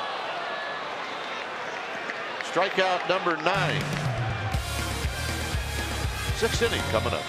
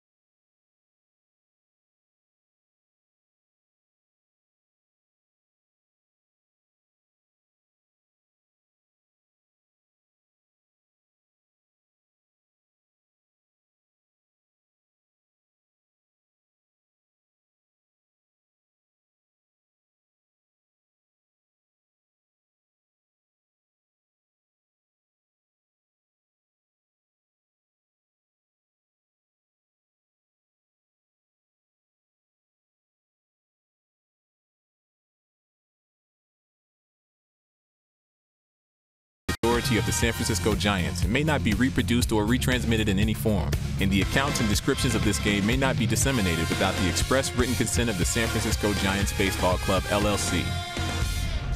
Here's Maranta to Chris Owings and a called strike. Owings is flied out and struck out.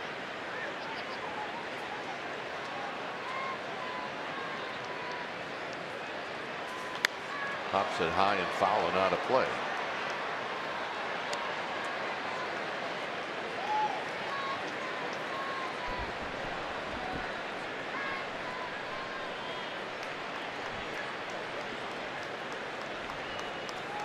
Oh, 2.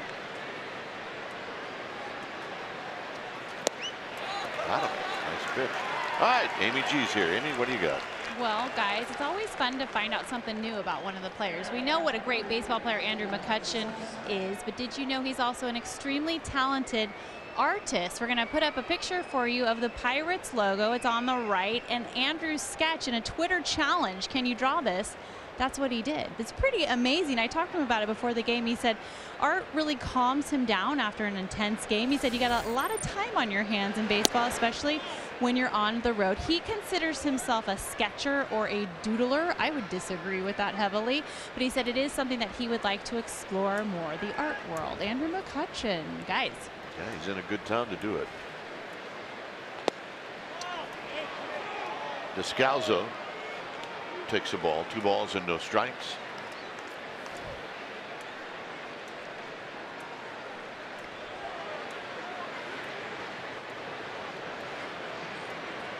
Swing and a miss. 2-1. Just a 2-0 challenge. And that's a guy that believes in his fastball.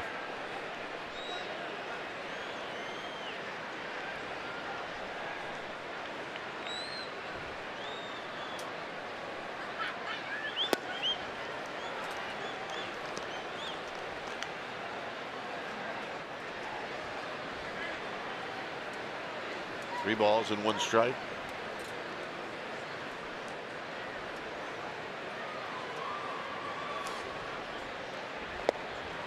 Three and 2. Quality location on a 3-1. I mean, he just reared back and going country hardball pretty much. You're sitting in a 3-1 count. You're looking for a fastball, and the guy paints you at 95 in the outside corner. All you can do is spit at it. Got him. Nasty. Giants and Dodgers, April 27th through the 29th, and on the 28th, the first 25,000 fans are going to receive a Brandon Crawford Gold Glove Gnome presented by AAA. For tickets, visit sfgiants.com. It'll be the 3rd one that Crawford has won. Quick pitch. Here's Ahmed. That 3-2 pitch to Daniel Descalzo was almost unfair. He hadn't seen anything but a fastball the whole at bat. Then on a 3-2, he sees a nasty breaking ball. And what we see from Descalzo is an emergency swing. And I think he started the swing when that ball was in the glove. And Descalzo, I mean, he's not a guy that that's hard to do it to him, especially at 2 strikes. But that's how good that pitch was. Exactly.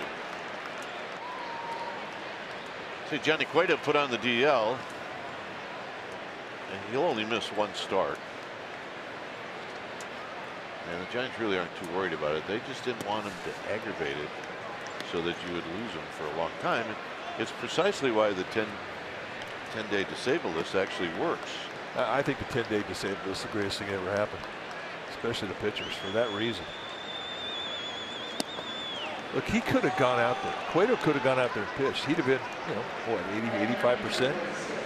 But when you're messing around with your foundation, that's how you really subject your arm to a potential injury. Better to let the ankle just get better and then come back to where you're 100%. Yep.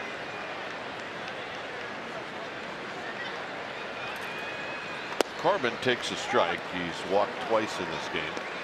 And you're in April. I mean, it's September and you're grinding to get to the playoffs. Well, that's a whole different deal. See guys do that all the time, play through an injury. But April, that's not the month to be doing that.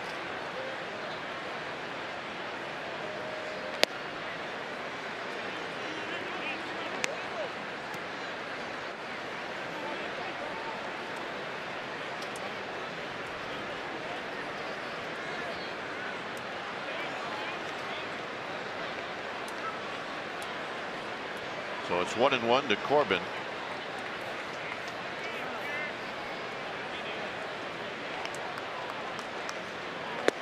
Six Diamondbacks have walked in this game, and only one has scored, and that was Marte in the first inning.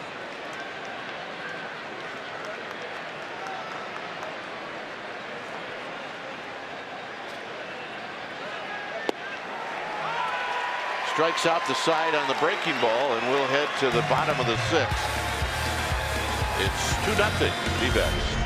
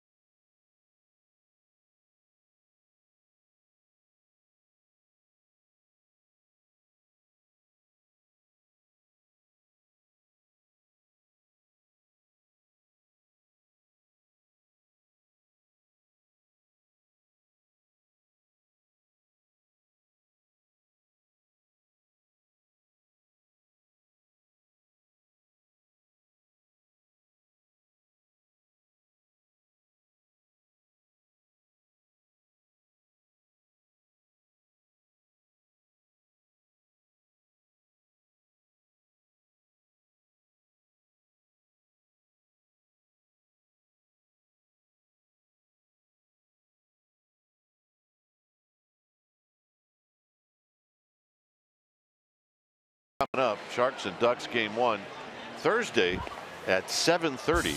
Pregame live will be at 7 p.m. on NBC Sports California. There's nothing, and I mean nothing, like Sharks playoff hockey. Go get them. Sharks with Mr. Pavelski on the move. And good luck, indeed, for all of us in the Giants organization. Root for the Sharks. Yeah, fun to watch. Marquise Hernandez is going to hit first. Giants have had 2 base runners, a Jackson hit and a Posey hit. That's it. Corbin's got 9 strikeouts and he's thrown 63 pitches. It's no balls and 1 strike.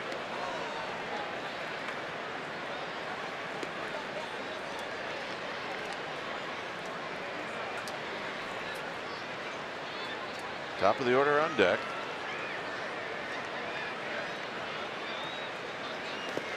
Giants need a bloop and a blast, or a blast and a bloop, one way or the other. Well, you're right.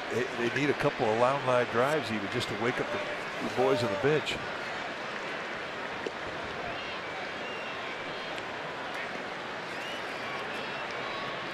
Patrick Corbin has been that dominant. Just have not been many balls hit at all hard. Up the middle and a base hit. May have broken his back.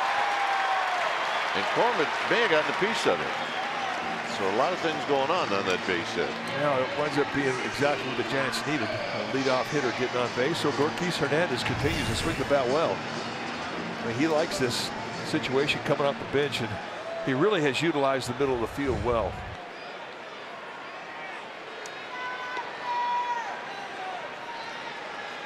Jackson has singled and he's rolled out to third.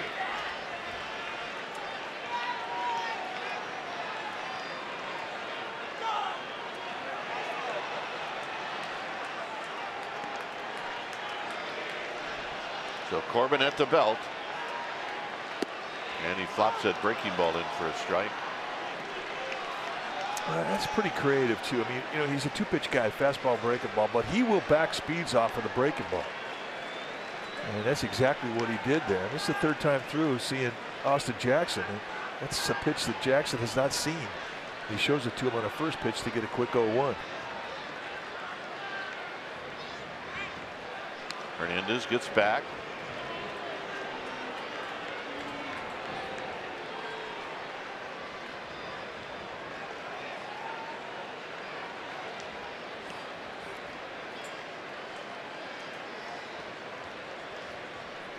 Belt to follow.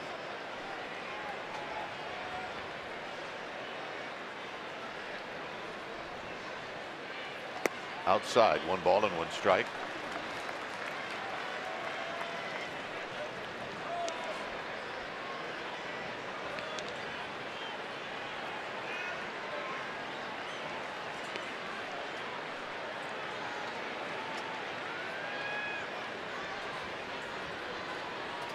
Corbin bent over at the waist, gets the sign, and another soft toss to first.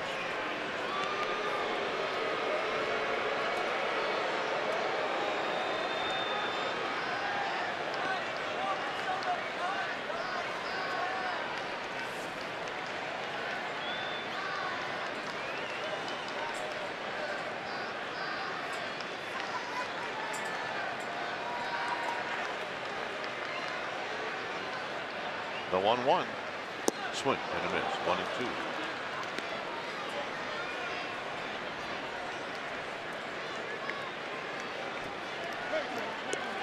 Giants have struggled with the money hit, getting that hit with runners in scoring position. I mean, that has been pretty consistent since the first game.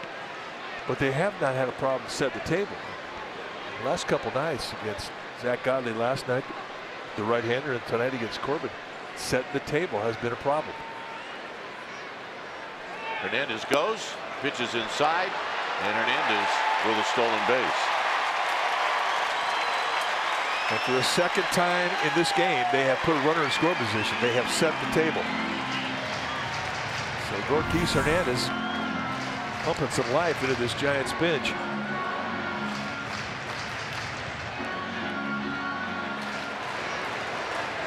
Good jump. Took a good time to go. Corbin had a high kick, so he didn't have a great unload time. And with Avila having an average arm at best, I mean, they give up the 90 feet. And the 2-2 pitch coming up. In tight, 3-2.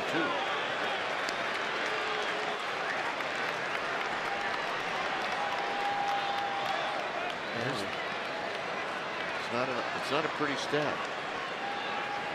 And that's the money hit stat we're talking about, just hitting a $116 with runners in score position, and that is indeed the lowest in the majors.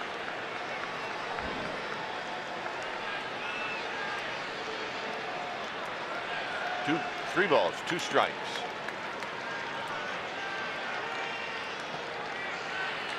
On the ground towards the hole. Ahmed's throw is going to be late, and Jackson beats it out. That's a nice effort by Nick Ahmed. I really didn't think he had a chance, but he made it a little closer than I thought. But one thing, Jackson, I mean, as fast as he is, he takes a while to get out of the box. I mean, he really had a big backswing. And I agree with you. I mean, off the crack of the bat, once Ahmed went into a dive to make that play as close as he made it, that's pretty remarkable. Here's Belt. Belt is 0 for 2.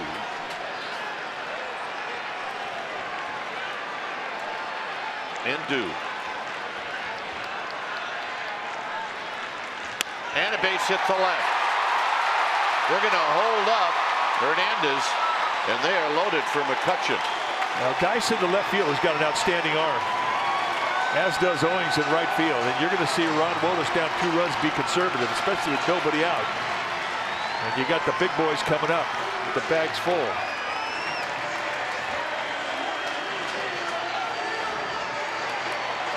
So here we are in the 6th. And the Diamondbacks going to send out Mike Butcher, pitching coach.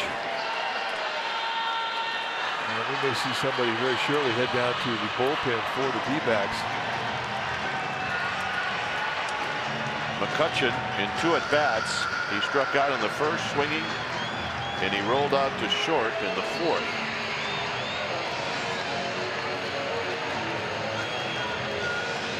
So Gorkis starts it out with a hit. Jackson with a hit, and Belt with a hit.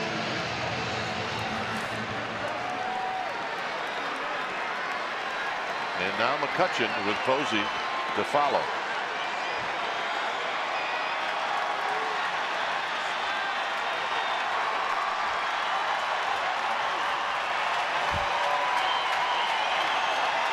So here's McCutcheon. And it's low. 1 ball and no strikes.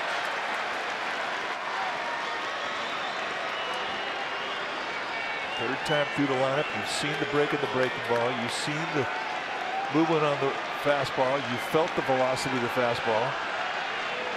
You definitely have a better plan in your 3rd at bat than you do in your first 2.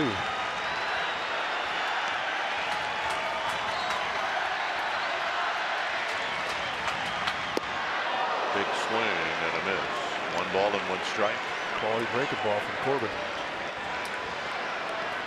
Not giving in to a fastball on the fastball count. It's from our SoFi pitch track.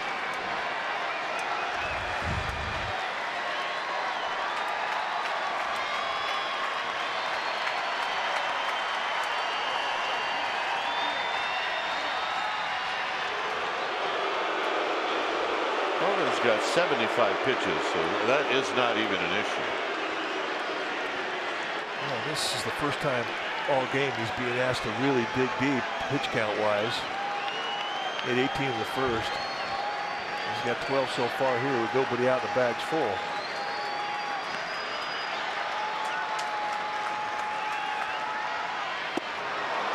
One and 2. Another good breaking ball. The mind of Andy McCutcheon, he's trying to get a ball in the outfield deep enough to score that run from 3rd. It's just a situational bat. In Corbin's mind, you got 9 strikeouts on the night, so you know what he's thinking with runners at 3rd base and less than 2 out. He's trying to strike them out.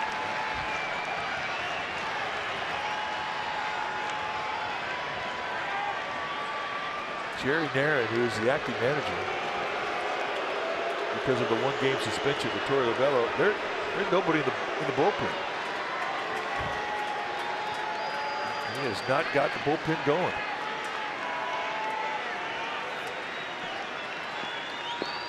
So big pitch coming up. 1 and 2 to McCutcheon. Nice block. 2 and 2.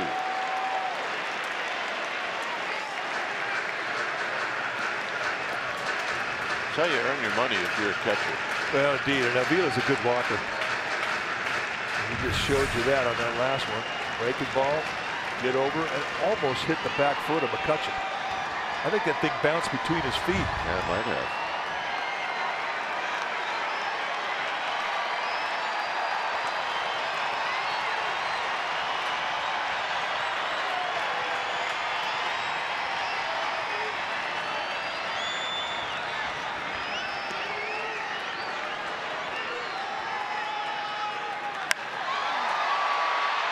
This is a long run for Ahmed, and it's going to be out of play. And Gorkis Hernandez was getting ready to tag up. Hey, she brought her glove, got a ball, that a bit.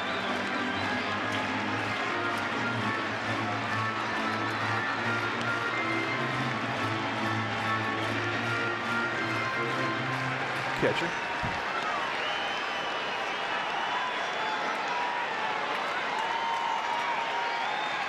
Two and 2.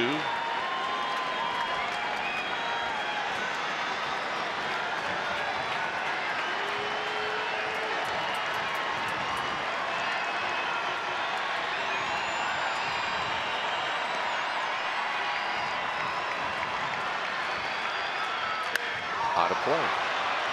Trying to sneak attack him with a fastball. Yeah, so a lot of breaking balls, and then you got the 92-mile-an-hour fastball. So finally, we have some activity.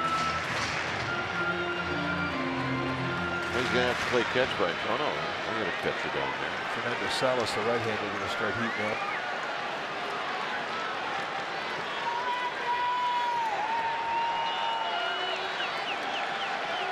Sixth inning.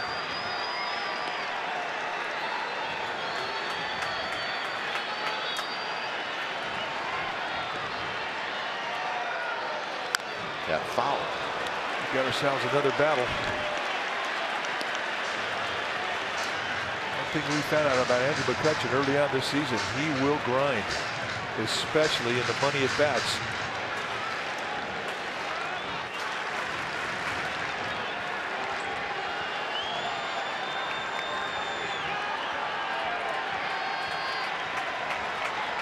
And another 2-2 pitch is coming up.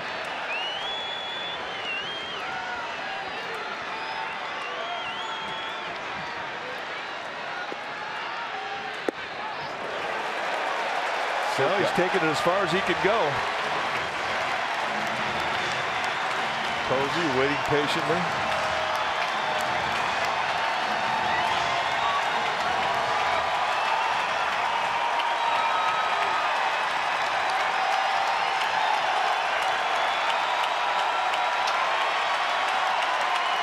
Giants fans have waited all night for offense.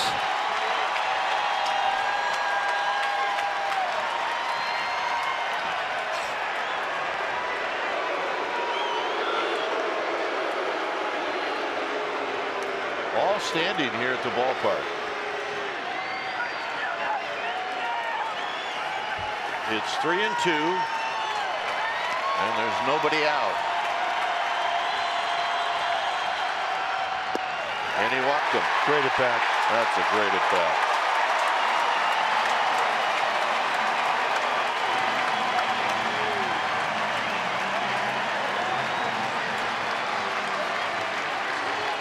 Let's take a look at the at bat and how it went.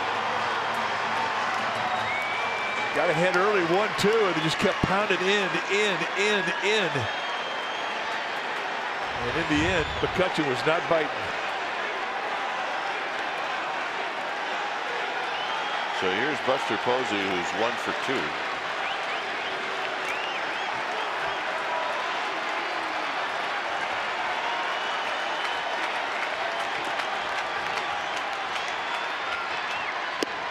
And he takes wide, 1-0. I think Buster was sitting on a breaking ball. He'll do that. I mean, he got a pretty good idea going into every at bat, every count. Good arms on the corners. Dyson in the left, Owings in the right.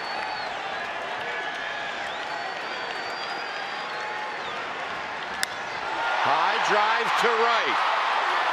Owings is going to make the catch. Jackson scores, Belt to third, and this game is tied. Now he was thinking right side. And he gets the job done, and he not only scores the run, but he moves up Brandon Belt from second to third. And they again have a first and third runner at third with less than 2 outs. Here's the pitch. They stay away, so he just goes with it.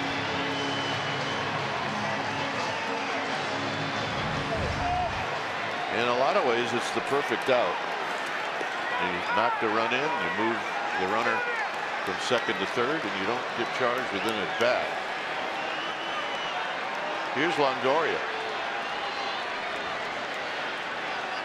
And an opportunity to give the Giants the lead. Swing! Ain't gonna miss. No balls and 1 strike. Corbin going right at him with a breaking ball.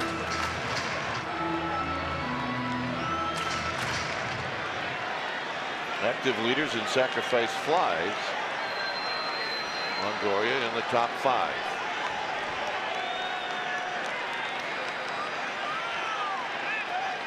Hasn't been able to get the ball in the air in this game yet off of Corbin. He's bounced out twice. Well, he's also got an inside-out swing, and For a guy like Corbin, who's been coming on that inside corner a lot to right-handed hitters, I mean, that is the type of swing that would give a guy like Corbin some fits.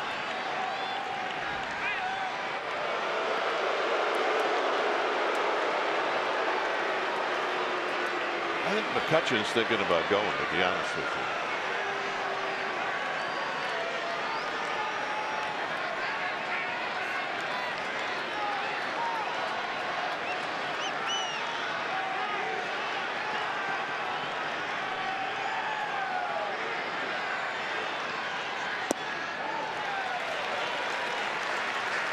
The one where Corbin wanted Longoria to swing at to try to get the double play.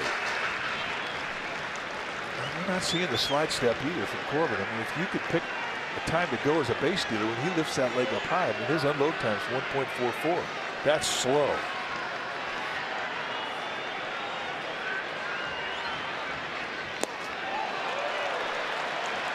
Again, he tried to go back down the dirt. He's got an open base here. And that's his to take, so he doesn't have to give it to Longoria.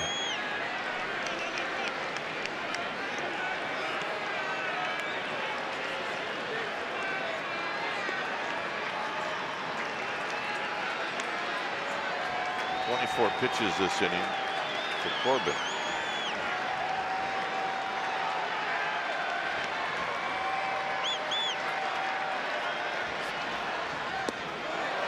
Three and one. That looked to me like he got crossed up there.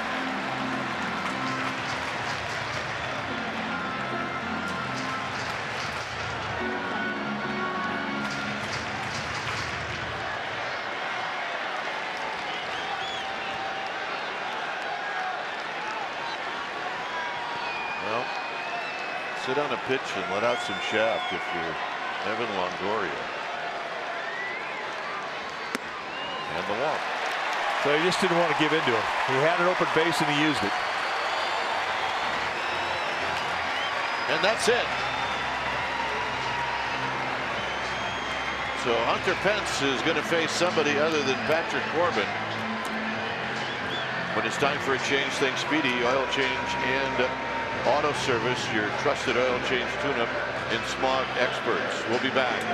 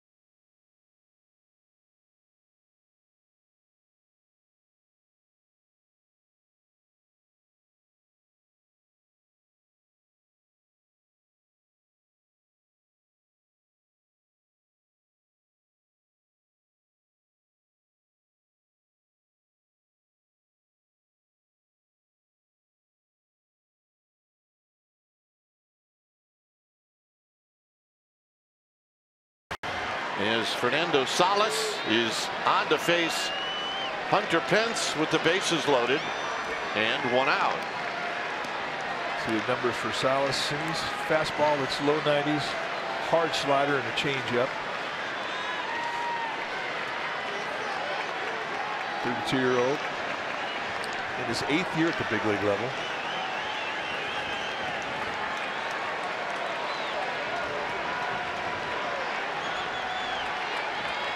Pence be ready early. Out of play down the right field line. And he was. Pence not a lot of success against Salas lifetime. He's 2 for 11. You see Hunter's numbers with the bases loaded. Crawford on deck. You've got Belt, McCutchen, and Longoria.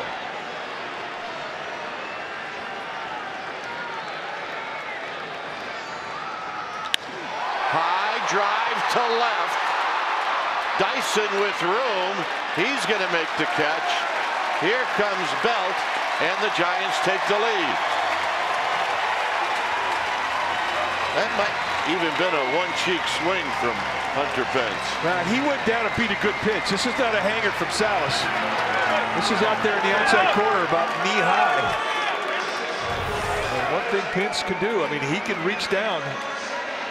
He backspins it out there deep enough, an easy score for Belt. And for the first time tonight, the Giants take the lead. Nice at bat. Here's Crawford.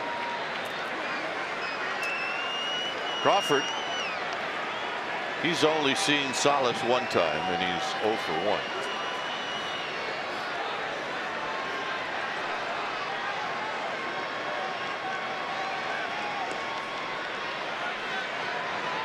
And he takes low, 1 ball and no strikes.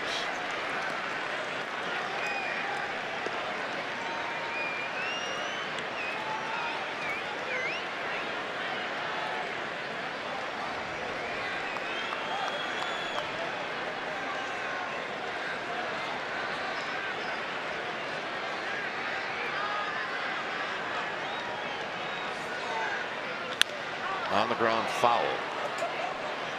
1 ball and 1 strike. This coach always talks about keeping the line moving, and that's basically what they've done.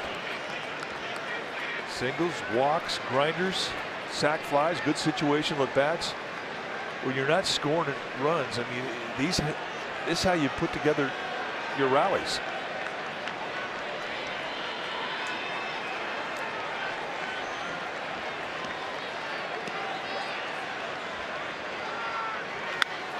And a base hit to left field. And here comes McCutchen. Here's the throw home. It's on line, and not in time. He called him safe. And now going to third is Longoria, and he is out at third.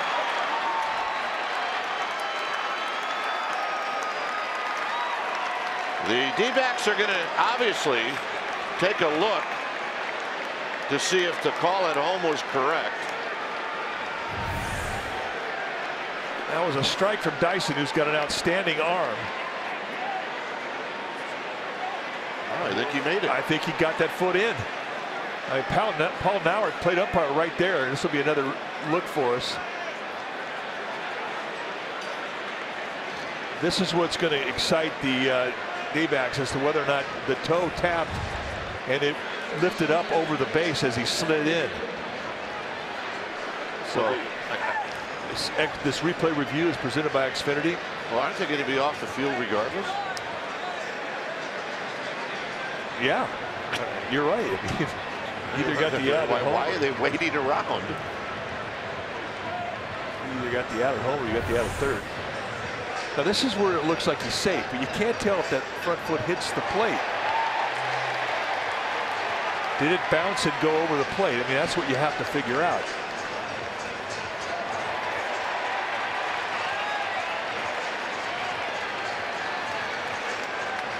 And I don't think he touched it.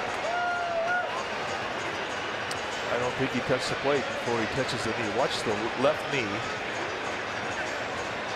Yeah, touched the front of it.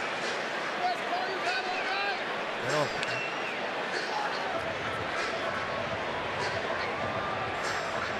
did he touch the front of it? I mean, it really is the question.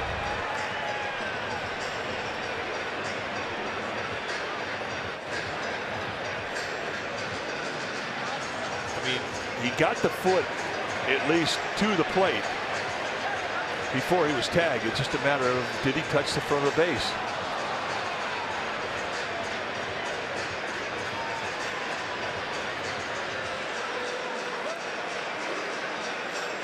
Well, it's either going to be 4-2 or 3-2.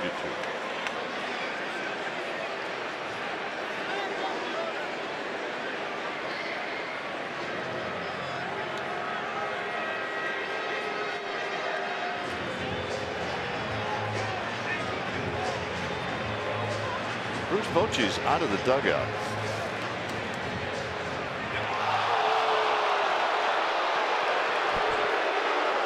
So McCutcheon's called out. He clearly beat the throw home, but right before he got to home plate, his foot came up.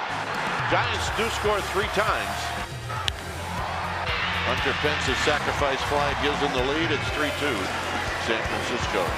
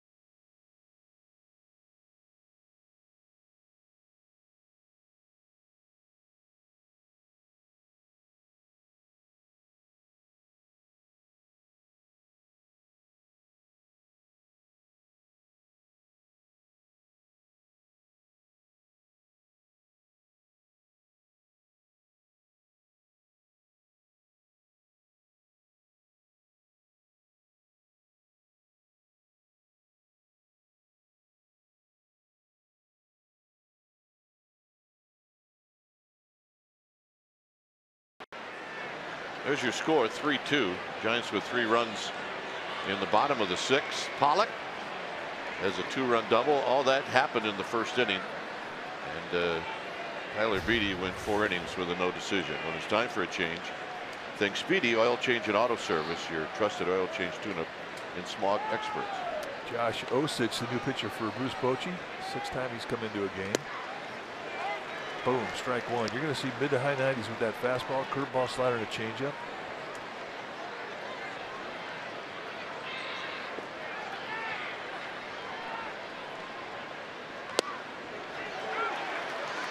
Good breaking ball. That locked up Dyson. Gorkis Hernandez is now in left.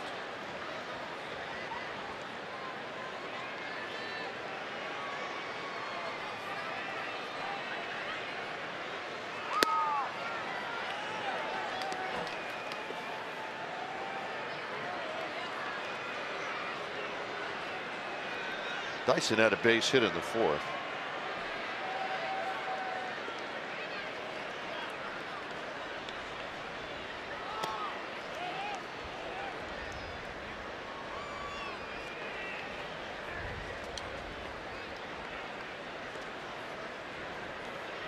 Marte to follow, and then Goldschmidt. 7th inning.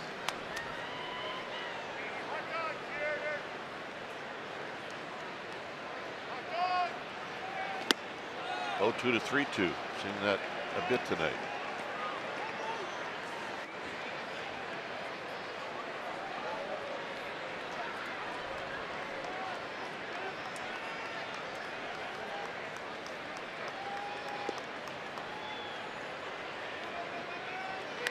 Fouled at the plate.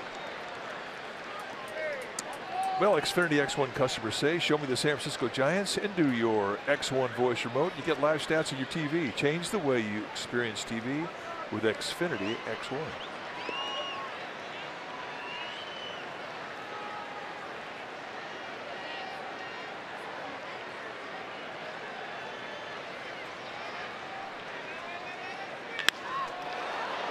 Line to McCutcheon. It's off his glove.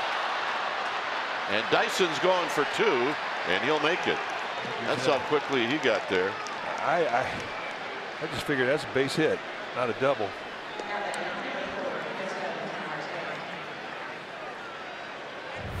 I mean, this ball takes off. They had played a shallow set for McCutcheon. He took a first step in, and all of a sudden that ball starts to sail on him. I thought he did well to stop that ball from getting over his head to prevent the extra base hit. And as soon as Dyson saw that, he put it into another gear.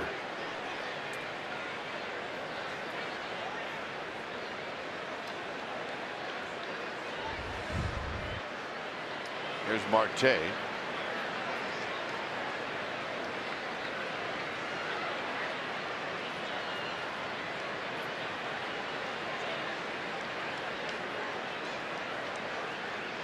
He bunts it foul, and it's 0-1.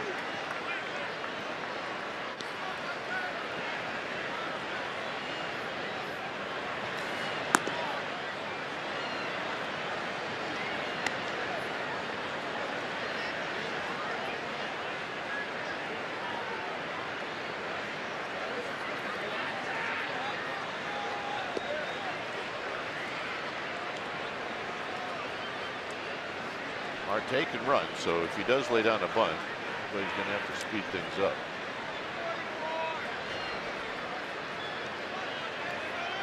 Instead, he shoots it past Belt for a base hit.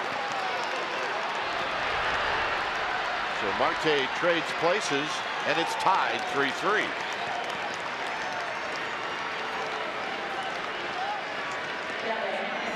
A couple of balls hit pretty hard. Yeah, here comes Bruce Bochy. He's going right back to his bullpen. He's a right-hander. Too good at bats.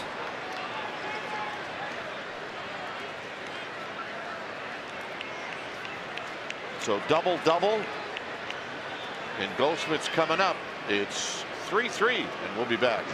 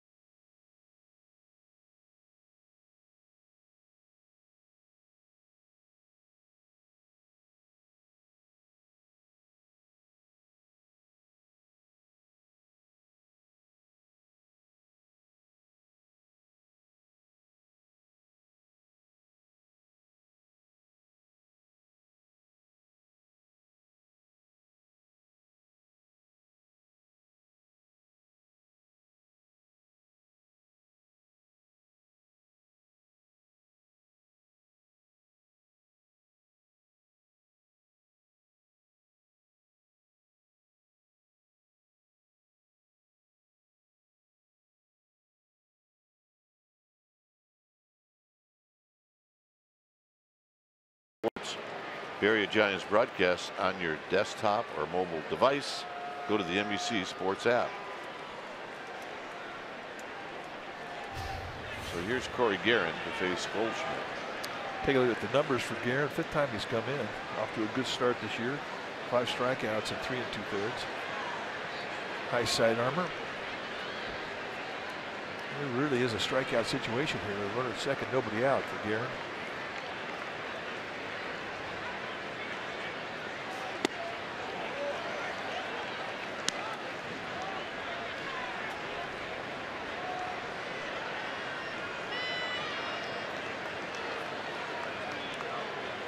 Goldschmidt see his numbers lifetime against Guerin. Guerin trying to get non-productive out here.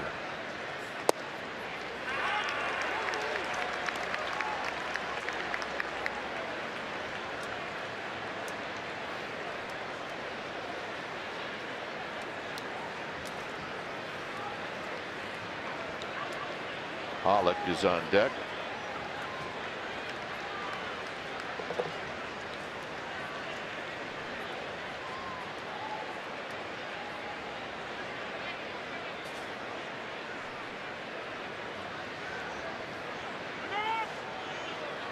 I mean, Garrett really held the set for a long time. If you wait that long, hitters are going to step out. Garrett is a deliberate worker.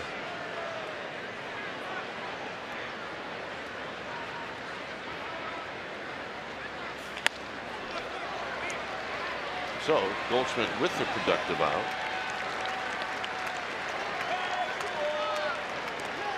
And that'll bring up Pollock.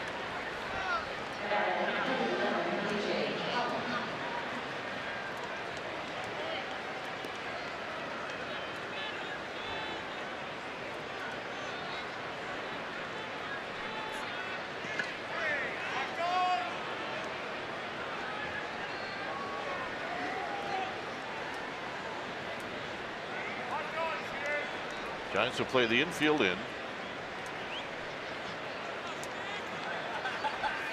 Outside, 1 ball and no strikes.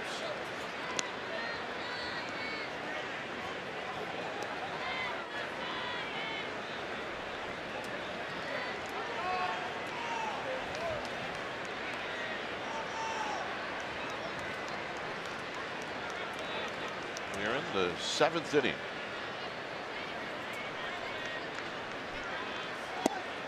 Ball and 1 strike. Good sinker. Aaron will go for the strikeout.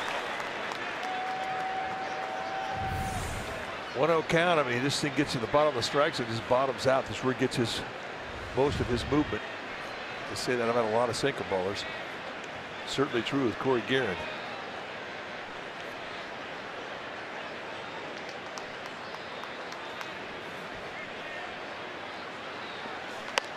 Foul. 1-2.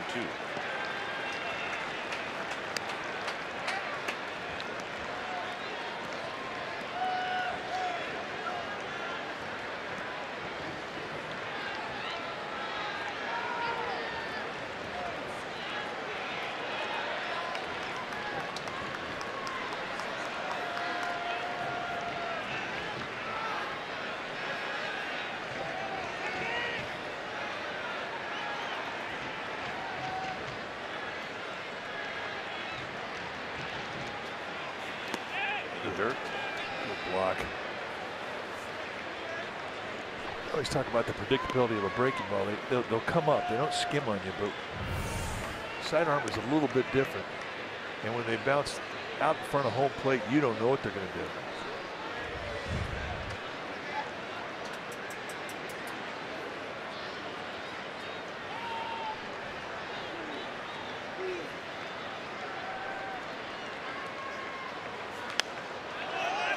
Pollock spoiled a good pitch, so he'll see another one. It's 2 balls and 2 strikes.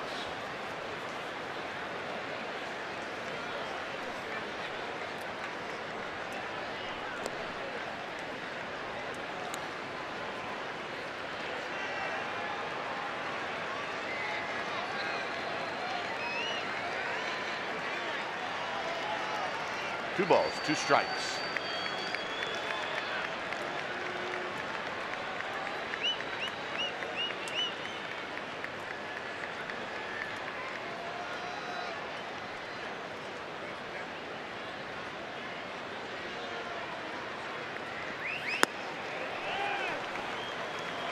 Three and 2. Now, this is a different type of 3-2 situation. With 1 out, you've got a couple open bases here. And for a sinker ball that puts the ball on the ground, if you lose this guy to a walk, you set up a force, you get double play because you put the ball on the ground. So if you're thinking, think nasty. Got him. I like that. And he gets the strikeout he's pitching for.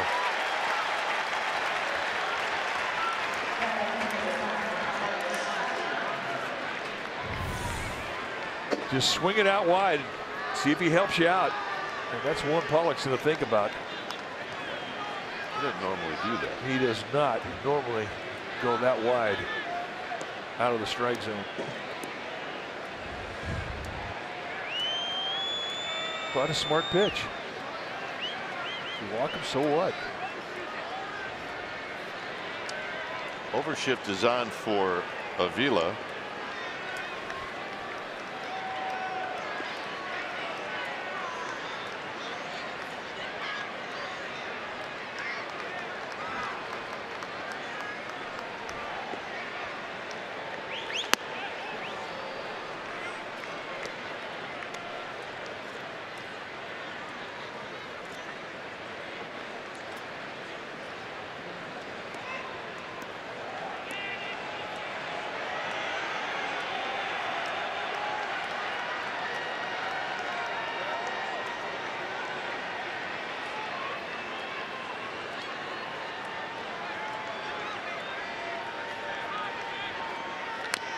Avila taps it foul. Avila hit a ball well to left field. Hunter Pence was playing left at the time, and he put it away on the track. See that guy over there in there? Well, I'm voting that guy best dressed tonight. He leaves no doubt as to who he's rooting for.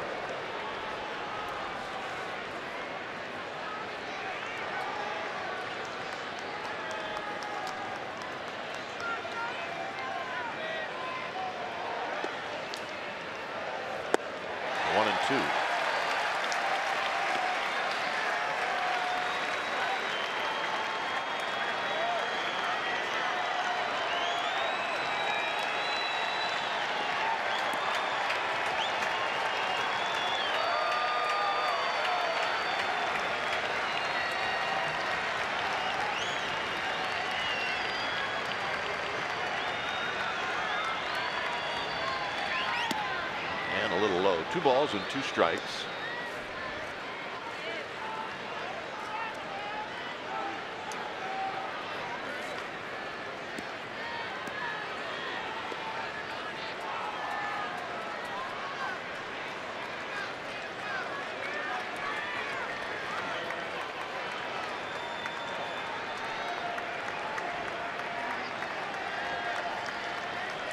Marte at third. The 2-2 pitch.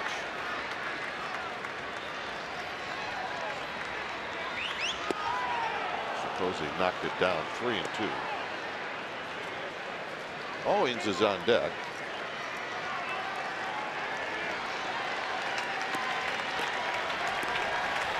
Aaron going to work his pace.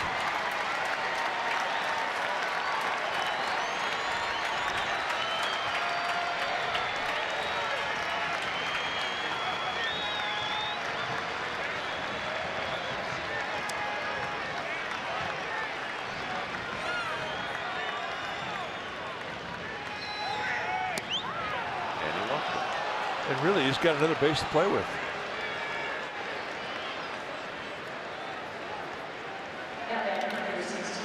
Really wonder why they didn't go back to the fastball. They'd thrown 2 pretty much by him.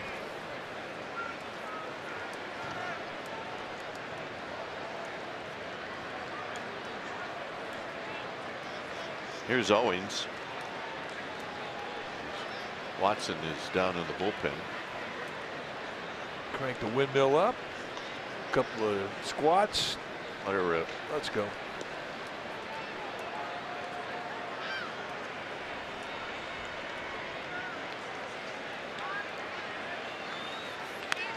And a bunt. And it's rolled foul.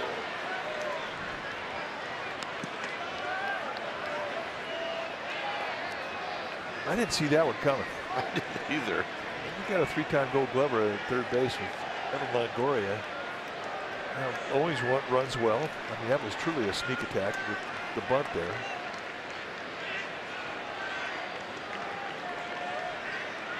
But you don't normally see corner outfielders try to bunt when there's a runner score position in a tie game.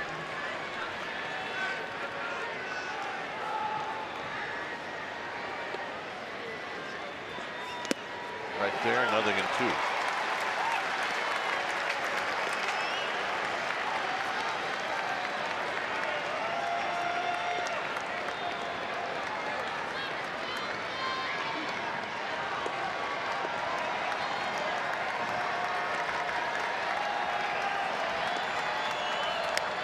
Out of play, fights it off.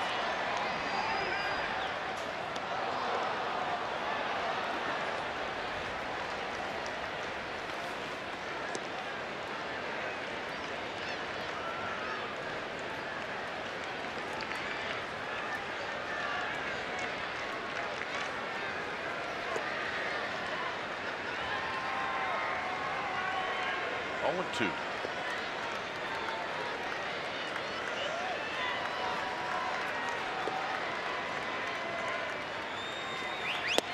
Got him. A little bit of a mistake. And it doesn't cost Guerin, and he does a nice job.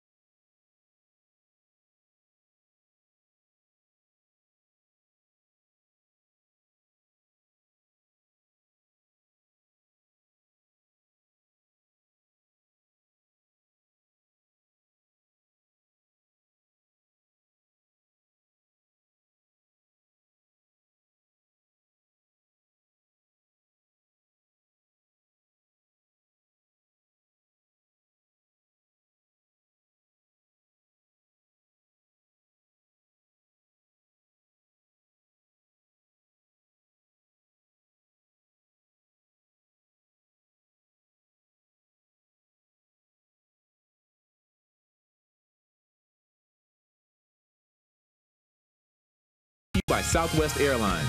Low fares, no hidden fees. That's transparency. By Heffernan Insurance Brokers. Insurance and financial services for you and your business. Visit hefins.com. By Xfinity. X1 will change the way you experience TV. And by Kelly Moore Paints. Go where the pros go. Kelly Moore, the painter's paint store. It's a 3-3 ball game. Bottom of the 7th is Salas faces Calby Tomlinson. And Tomlinson looks at a strike. Job well done, Corey Guerin. Get that go-ahead run on third base.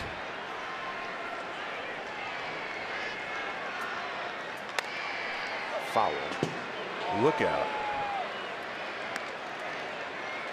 So quick 0-2. Salas to Tomlinson.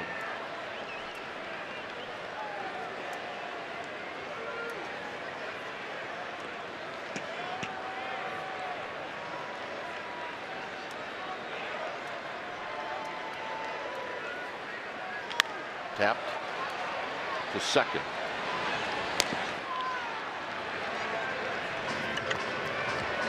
And here's Hernandez.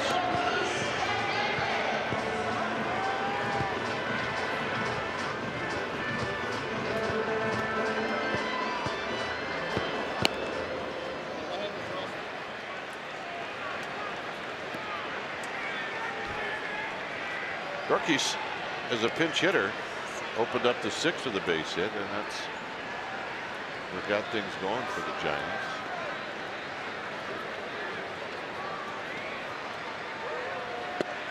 He takes a strike.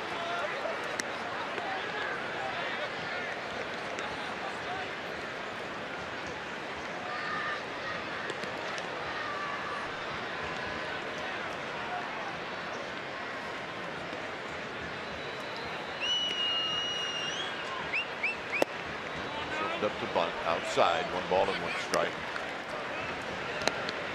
Tony Watson back up again. He will pitch the 8th inning.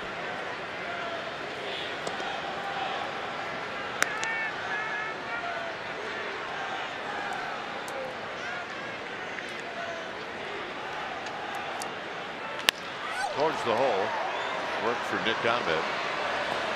He throws him out.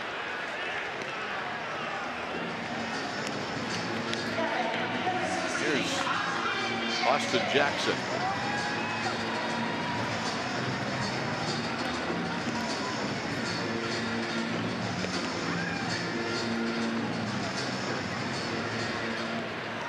Jackson had an infield hit in the 6th.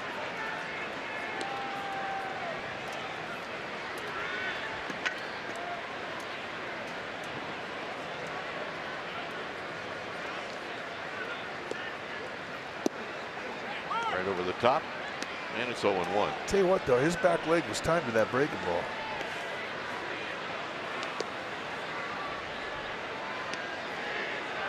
You just tell how he received that pitch.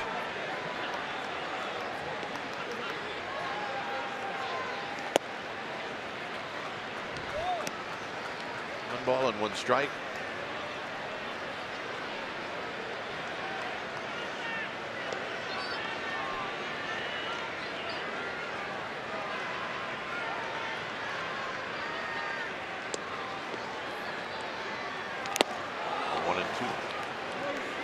Changeup. So 3 pitches. He's showing them all his pitches. The fastball, slider, and then that last pitch was the changeup. And it was a good one.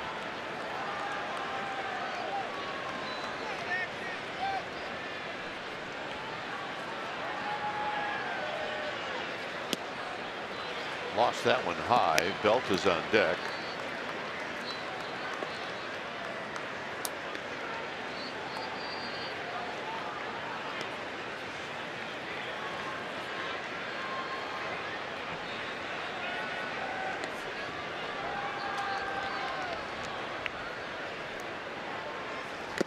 Got him, and that'll end the inning. Through 7. It's 3-3.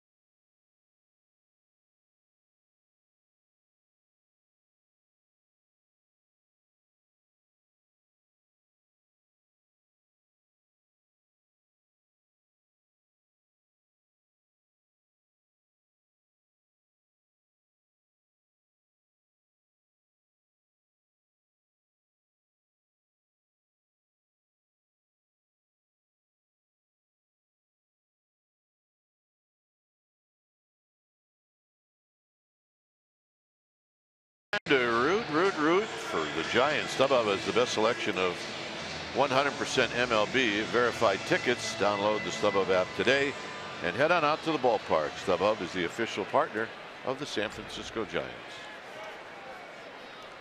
When it's time for a change, think Speedy Oil Change and Auto Service, your trusted oil change, tune-up, and smog experts. 5th time that we've seen Tony Watson come into a ball game. What a great start he has had as a Giant. 4 2/3 innings, 7 strikeouts, couple walks, couple knocks.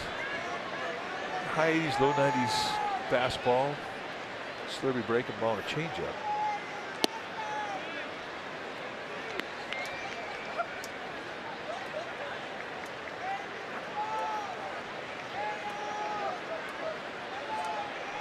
Scalzo 0 for 2 of the walk.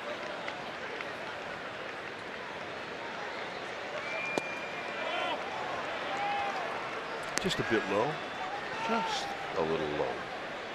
And one thing relievers have an advantage over a starter is that they'll watch the game on TV to get an idea what that strike zone is going to be like from the umpire. So they have a pretty good idea if it's tight, if it's it's low, if it's high, if it's big.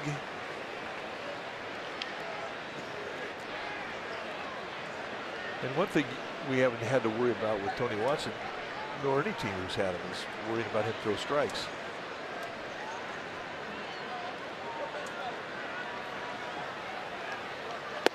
At the knees. Nick Ahmed is on deck.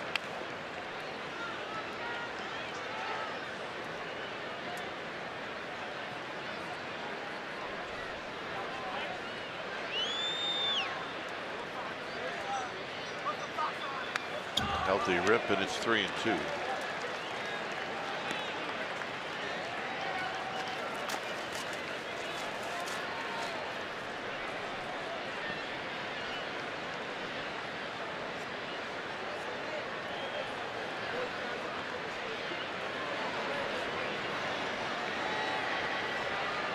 Once it goes to 3-2, I kind of feel like Watson gets the edge. Hit on the ground to Belt. And Belt will go to the bag. It's a nice comeback from a 3-0 count. Let's check in with Amy G. All right, guys. Well, it is Tyler Beattie's Major League debut this evening, but a couple of the other guys shared their debut stories. I spoke with Nick Hundley before the game. His debut July 4th, 2008. He debuted with the San Diego Padres. He told me, I remember like it was yesterday. I called my mom and dad, and then I had to hang up because I started crying. He did call them right back. He played in Arizona, where he went to college, and he had a whole bunch of college friends be able to attend the game. Andrew McCutchen's debut, June 4th, 2009. He said, I didn't get much sleep the night before. Had to do a lot of travel to get to the park for a 12:35 game and found out that I was leading off. And then he said, and I quickly found myself in an 0-2 count, but he did get a hit. Guys? Yeah, you don't forget that day. 2-0. You do not. It is the most wonderful day for every big leaguer, because you get to call yourself a big leaguer after that day. You dreamt about your whole life. Out of play. It's great we had Little League Day over the weekend on Sunday, and you got to see a lot of Little Leaguers coming in. We had a little meet and greet. They got to meet some of the guys before the game, then they walked around the ballpark. If you asked every one of those kids, what do you want to be when you grow up? They're going to tell you, I want to be a big league baseball player. Well, that's what everybody says. When you go your whole life and you finally get to the doorstep and you walk through that door and you become a big leaguer, it's quite a moment. Takes your breath away. And tonight it happened for Tyler Beattie. Hit out to right field for McCutchen.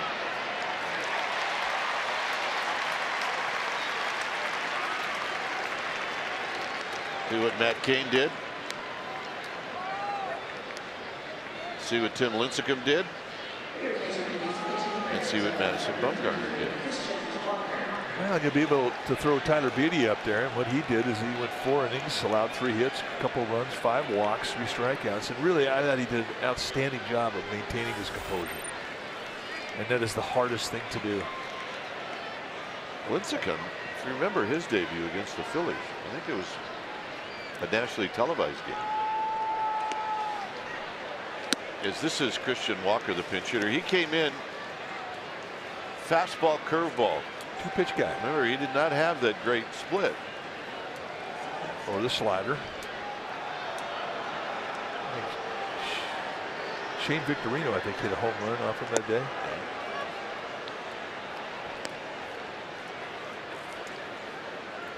I mean, you just don't know what you're going to get. Guy makes his debut. And for Tyler Beattie, I mean, he didn't have the luxury of coming up last year in September to kind of break the ice. I mean, he comes into a game in April, which is a big game for this Giants team. You know, they catch a little bit of a break because now so many guys are invited to spring training, where at least you know the people in the clubhouse. Yeah, that helps. It does help. I mean, I got to the big leagues before I ever had a big league spring training. Hey, I'm Duani Quipe from Venezuela. How you doing?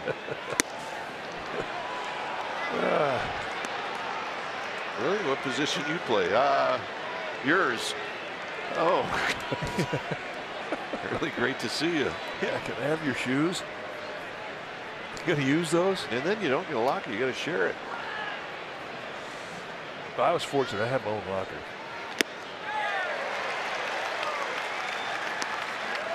But first thing Yoshiko wanted, our clubhouse man in Chicago, legendary clubhouse guy, did is he walked up and he goes, "What brand do you smoke?" Yeah. Huh? Yeah, everybody smoked that. 3-2 to Walker. Call back. He's trying to hit one out. There he is. Now it's rare to see anybody on a team smoke. Well, if they do, they're off in the back somewhere where you can't see it. But it's rare. Well, he asked me what brand I smoked, and I didn't smoke. So I looked over behind his shoulder, and there was an old left-hander named Ramon Hernandez shaking a pack of Winston at me. I said, "Winston." So every day, he'd leave 2 packs of cigarettes. Every day, Ramon Hernandez would come over going, "Thanks, you were a good rookie." And 2 weeks later, I got a bill for 14 packs of cigarettes. That's right. Got him, and that'll end the inning. Giants, good spot in the order coming up. It'll be Belt, McCutchen, and Posey. It's 3-3. Yep.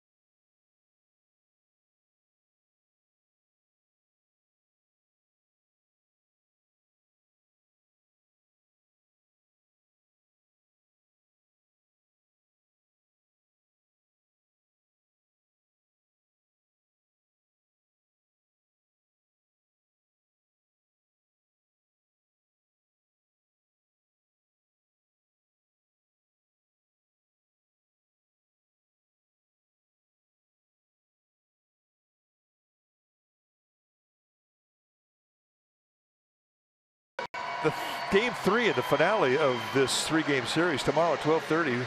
Hour-long pregame live at 11:30. You'll see it right here on NBC Sports Bay Area. Also streaming live on the NBC Sports app, so don't miss anything about the Giants this season. You can also follow us on Facebook, Twitter, Instagram, and NBCSportsBayArea.com.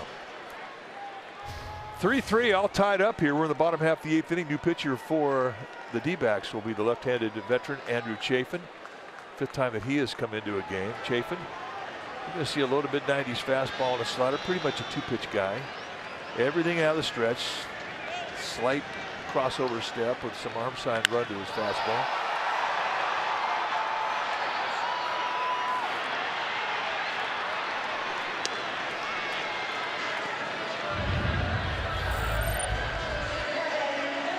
Talk about Matt Cain, his debut August 29th of 2005, a much anticipated arrival.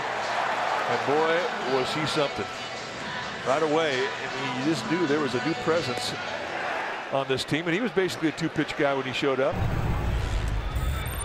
And boy, did he learn his craft. So here's McCutchen.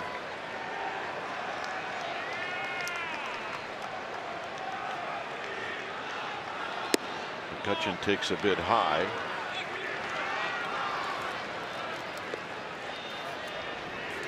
Oh for 2, a big walk, however, with the bases loaded in the 6th inning.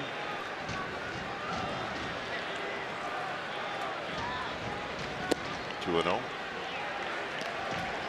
you got to count in your favor. You got power. This is where you get greedy.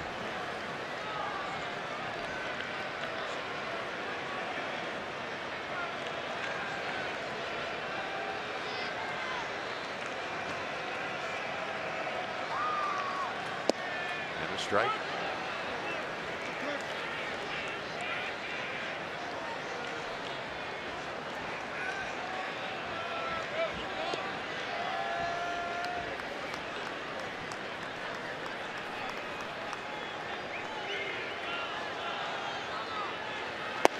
And another strike, so it's 2-2.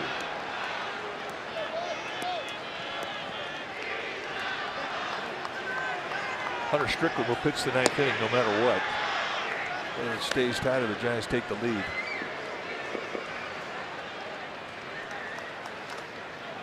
And McCutchen gets it to 3-2.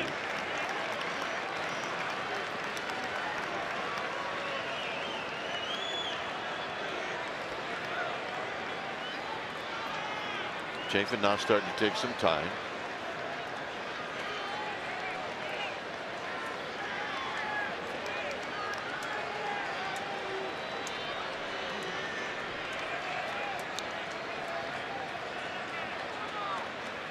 And the walk. Nice at bat. Talked about Tim Lincecum's debut. It's just a short-haired kid, but he came out throwing hard. He got his old teammate Aaron Rowan, his future teammate. So here's Buster Posey.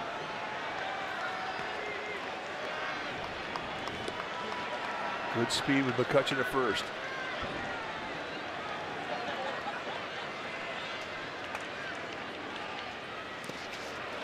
In the dirt, and McCutchen thought about it. Now he'll put on the brakes.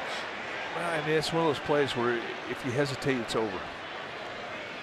And the very first time that ball kicked away from Avila, it looked in the eye of McCutchen who was going to stay out in front of him.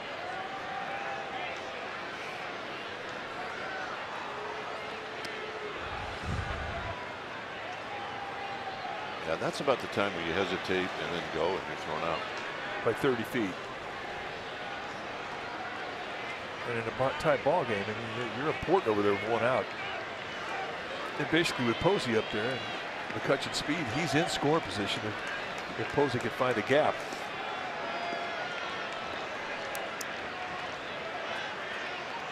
Up the middle and a base hit. Is McCutchen going to go? He's not.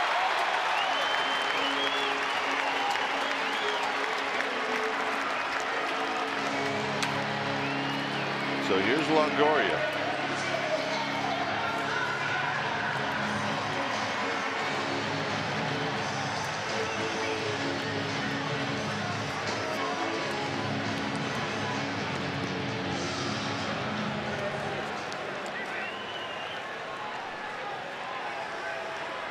Longoria is never faced Chafin, at least during the regular season. May have faced him this spring. Good speed at second in McCutchen.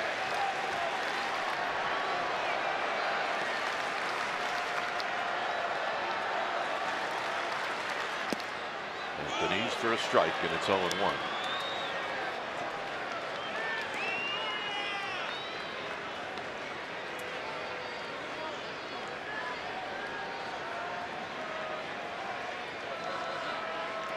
Nick Hundley is on deck.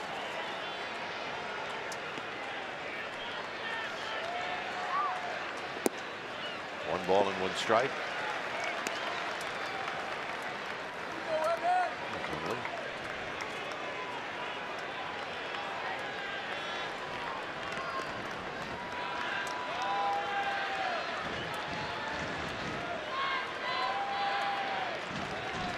Good speed with McCutchen. Average speed at best with Posey, at best. Catcher speed. 2-1.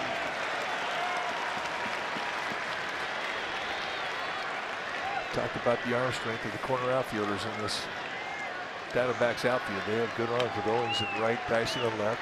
And A.J. Pollock in center. I mean, he's got a better than average arm.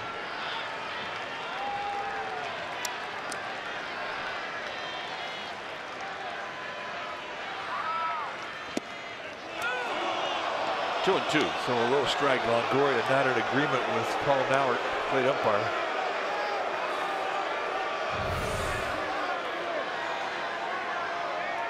Right at the base of the strike zone.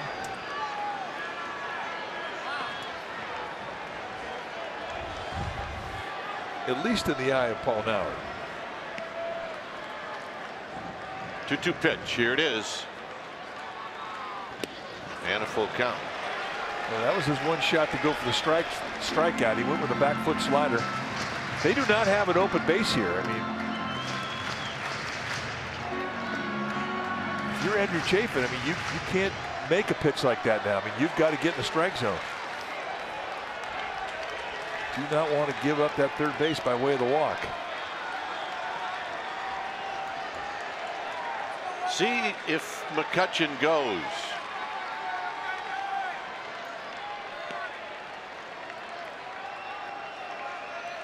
He does. Swinging a foul, so we'll do it again. Both runners. This is where, if you're Buster Posey, you have to get a good jump because they will throw to second. Well, and don't get picked off. Pressure is on Jose Agoncillo, the first base coach. I mean, I can't imagine that Goldschmidt is going to hold him on. Well, I mean, I can just see him sneaking from behind. Chafin's got a good move.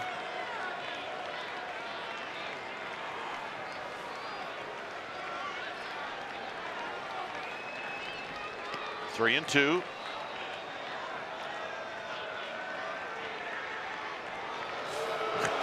Can't leave too early. I mean, that's really when that move is designed. 3-2, 1 out, 3-2, 2 out situations. When you anticipate as a pitcher that those runners are going to run.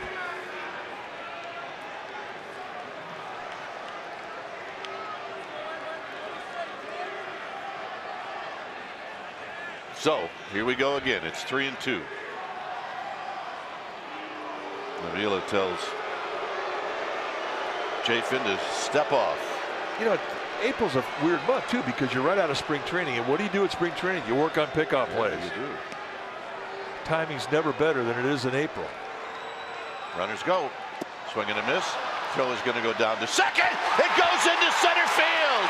And McCutchen's going to score. Unbelievable.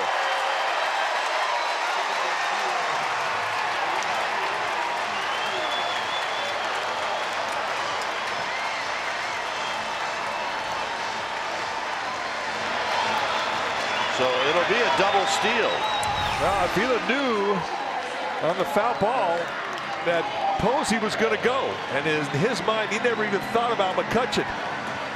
And he short hops the throw. And Marte cannot get a glove in front of it. And with McCutchen's speed, that's all he needed was an opening, and the Giants retake the lead. Here's Hundley.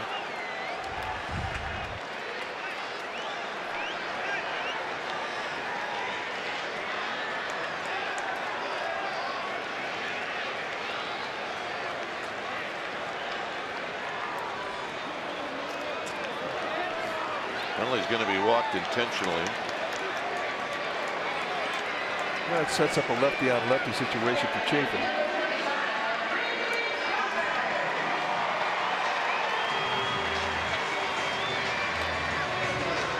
So Crawford's going to hit. He got a hit.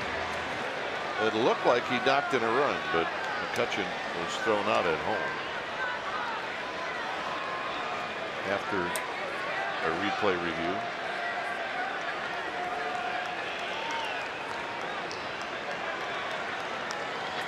Crawford is 4 for 13 lifetime with a double.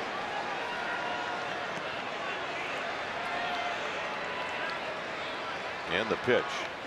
And it's low, 1 ball and no strikes. A lot of pitches in this game. Again, a lot of strikeouts for both teams.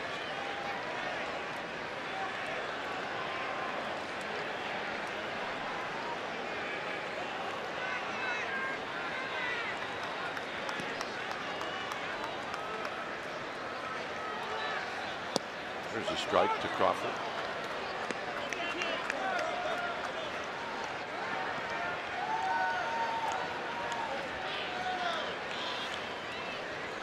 Crawford trying to add it on.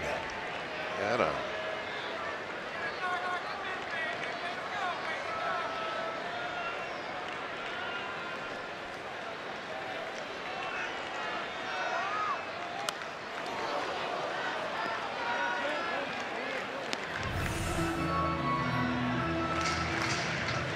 McCutcheon rounding third, no hesitation. And that ball was backed up. Nick Ahmed was there, and he's got a good arm.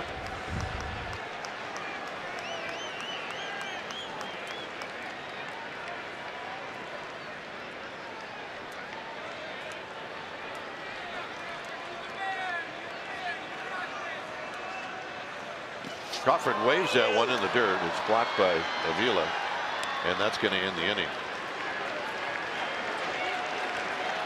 Giants take the lead. Strickland's coming in. It's 4-3.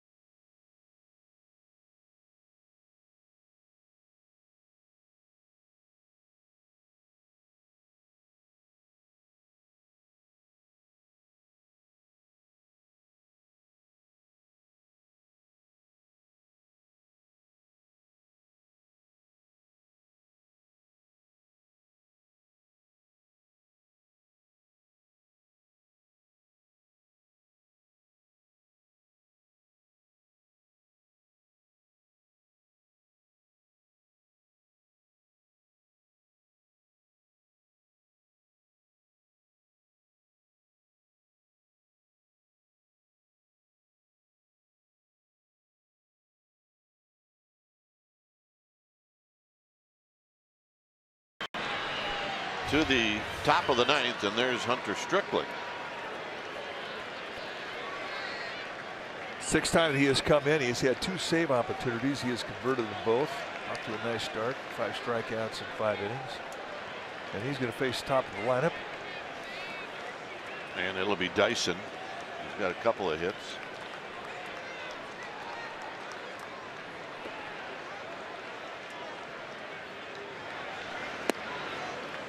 Pitch is low.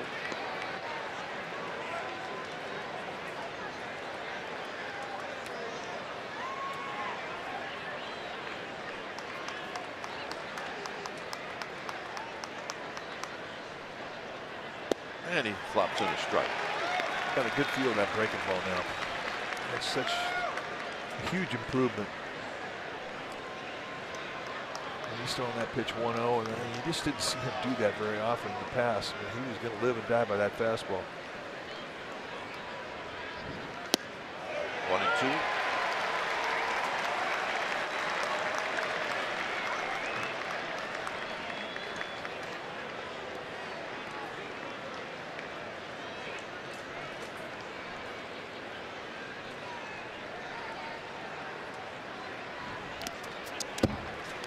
Balls, 2 strikes as that squirts through the legs.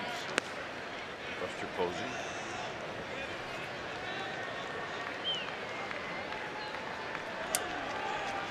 Big out to get. You have a guy like Dyson in a 1-run ball game who has got so much speed.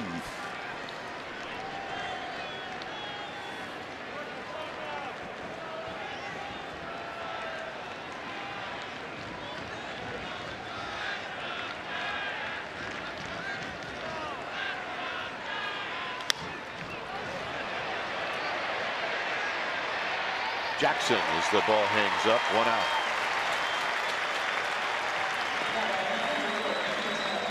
Yeah, you get those fast guys. Don't let them hit the ball in the air. Plus, getting the first strike for a reliever relaxes you. Getting the first out relaxes you. But when a guy has the type of speed Dyson has, and you can send him back to the dugout, I mean, that's huge.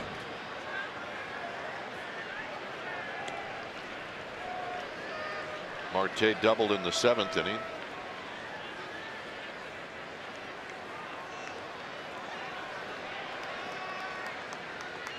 And he takes a strike, and it's 0-1. And that's a changeup. And I don't think he'd ever started anybody off last year with a changeup. Ever. Now, he believes in that pitch. He believes he can throw it at any count. I mean, he's truly a 3-pitch guy now. Normally, guys can be 1 or 2 pitch guys, have a project or 2 on hand, trying to work a new pitch into it. But if you can't throw a pitch 3-2, it's not a pitch you can count on. You don't have it yet. And last year, Strickland did not have that pitch.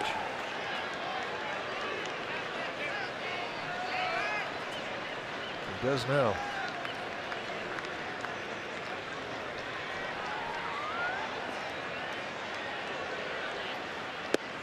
Got the corner, 1-2. Another changeup.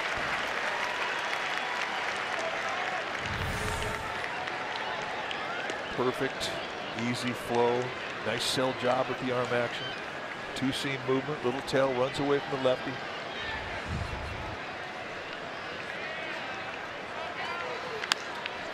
Tap to Belt. Belt to Strickland. They got him. Nice flip by Belt. Well, Marte's got some afterburners and he can kick it in gear.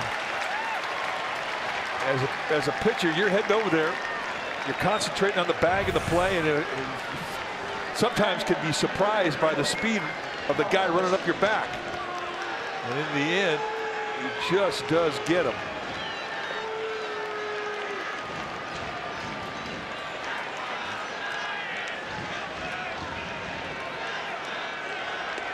Job well done. A little stutter step at the very end, and here's Goldschmidt. Perfect feed from Brandon Belt.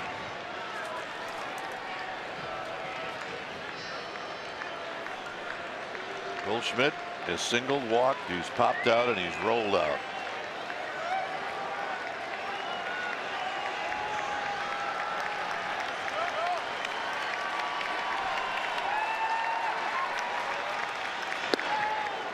And a breaking ball inside, 1 ball and no strikes.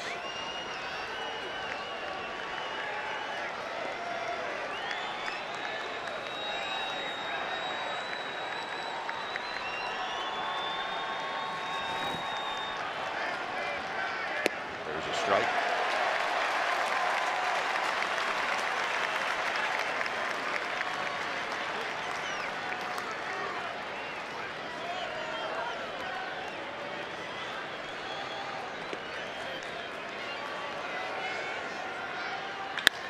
High drive to left. And this game is tied. As Goldschmidt hits his first of the year. And folks, there was no doubt about that one. Gorkis Hernandez in left field, I don't think he moved.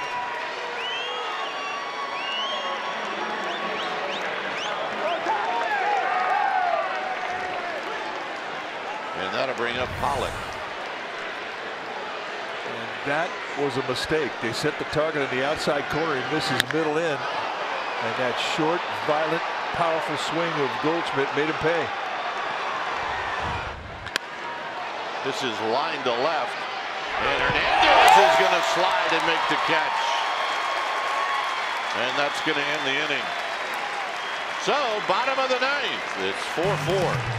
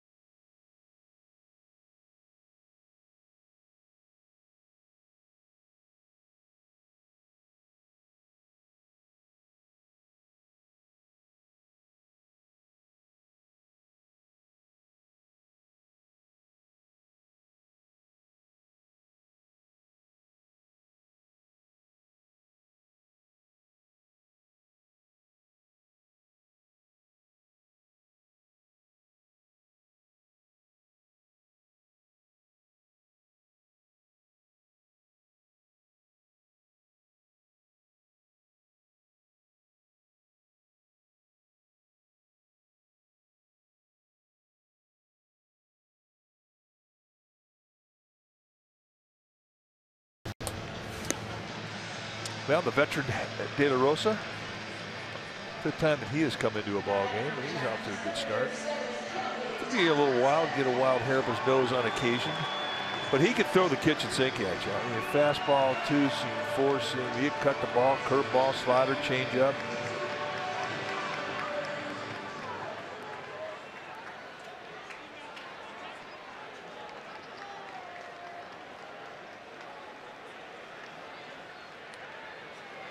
So here's Kelby Tomlinson.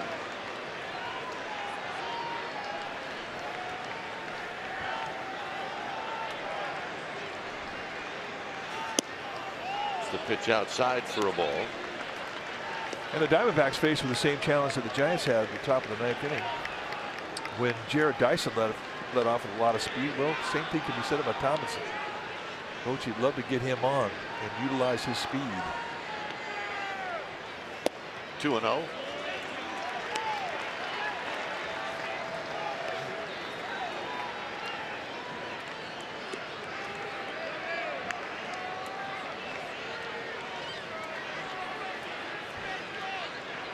In at first is Goldschmidt. In at third is Descalzo. 3-0.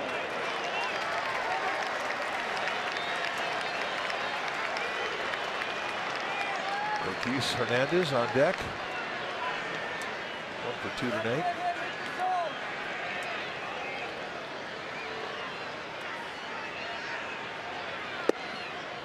And De La Rosa puts one right down the chute. It's 3-1. Yeah, Tomlinson taking all the way. He'll take another one.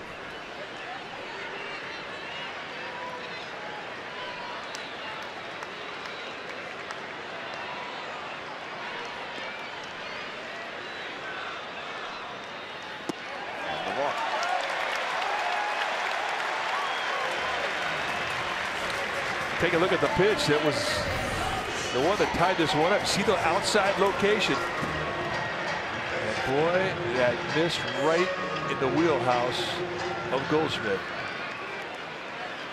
That is compact power personified.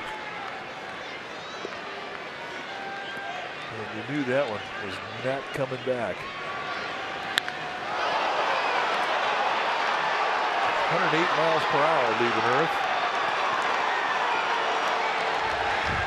Here's Gorkis Hernandez. They threw over to first to see if Gorkis would tip off whether he was going to bunt or not.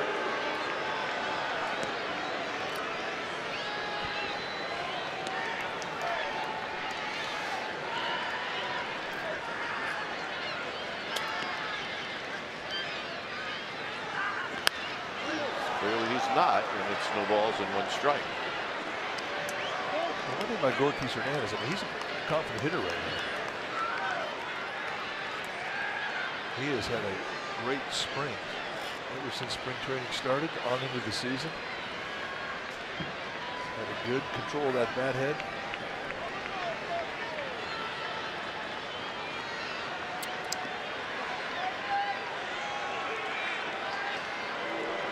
De La Rosa is very deliberate. He's like that as a starter, and that's not going to change now. Well, the throw over tipped though. He threw over. Gorkis Hernandez squared around.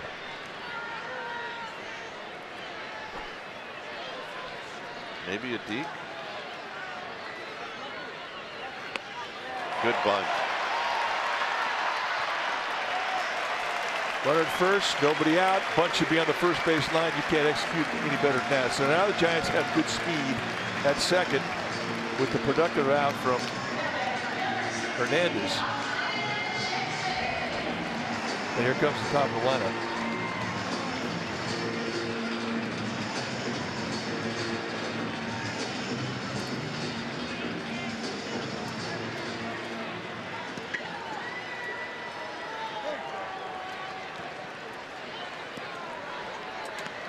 So Jackson's going to hit. A little conversation between Marte and Ahmed.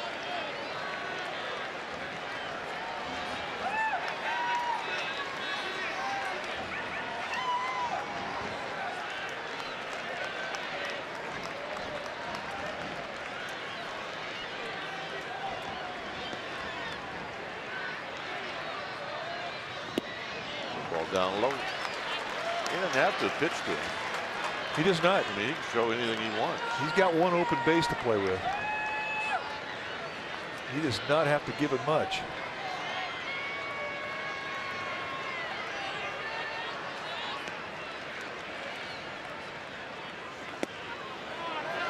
Ooh, De La Rosa wanted room to change up in the outside part of the plate, and he just missed. What Ron Wotus, the third base coach, is hoping for is a ground ball that gets through the infield. It's an easy read for him, and it's an easy read for Tomlinson. A walk. So there's the base they had to play with, and now it's used up. But it does set up a lefty on lefty with Belt going against De La Rosa. 6 for 21. And Belt is hit for the cycle against De La Rosa.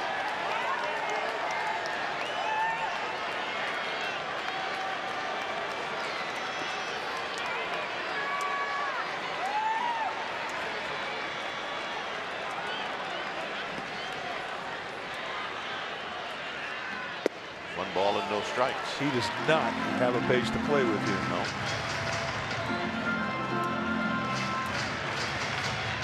Not with one out.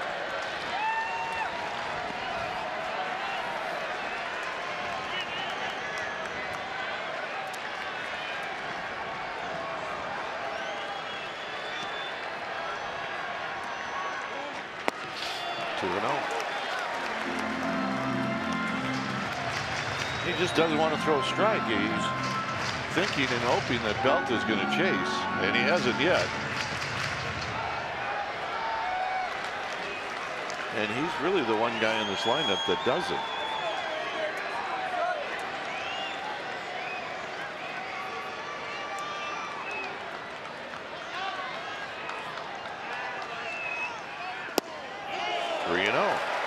And De La Rosa's thinking, what do I have to do to throw a strike? That was too low.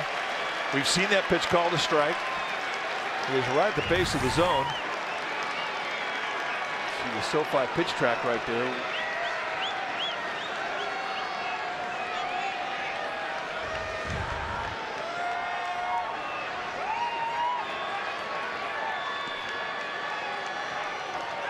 Tomlinson goes, and it's ball 4. He had that base stolen. And you better steal it. Yeah, you're right. If you get thrown out, you have no place to go because you can't come back to the home dugout.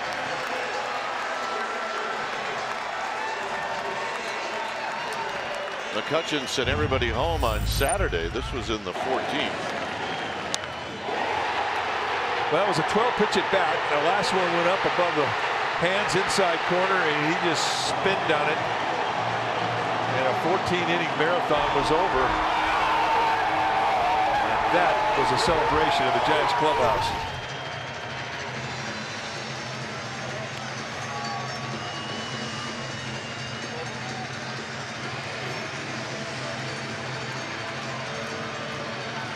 His lifetime numbers against De La Rosa are pretty good. He's a .333 hitter with 24 at-bats and 8 hits, but 5 of those 8 hits are for extra bases, including a couple of home runs. And be ready on that first pitch.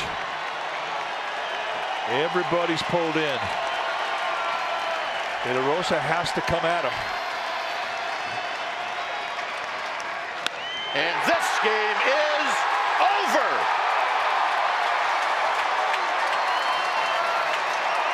On the very first pitch, as Mike said, be ready, and McCutcheon was. And the Giants will win it here in the bottom of the 9th.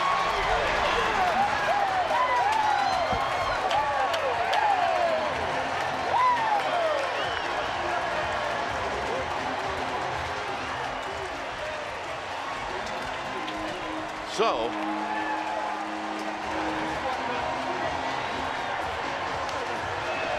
a nice comeback. Well, and after 3 walks, De La Rosa could not Jimmy Jack around. He had to get after it. And McCutcheon, the veteran, he knew it. He looked at one speed, looking for something out over the middle, And he gets it, and it sends everybody home happy. At least those that sit in the dugout on the third base side of this field.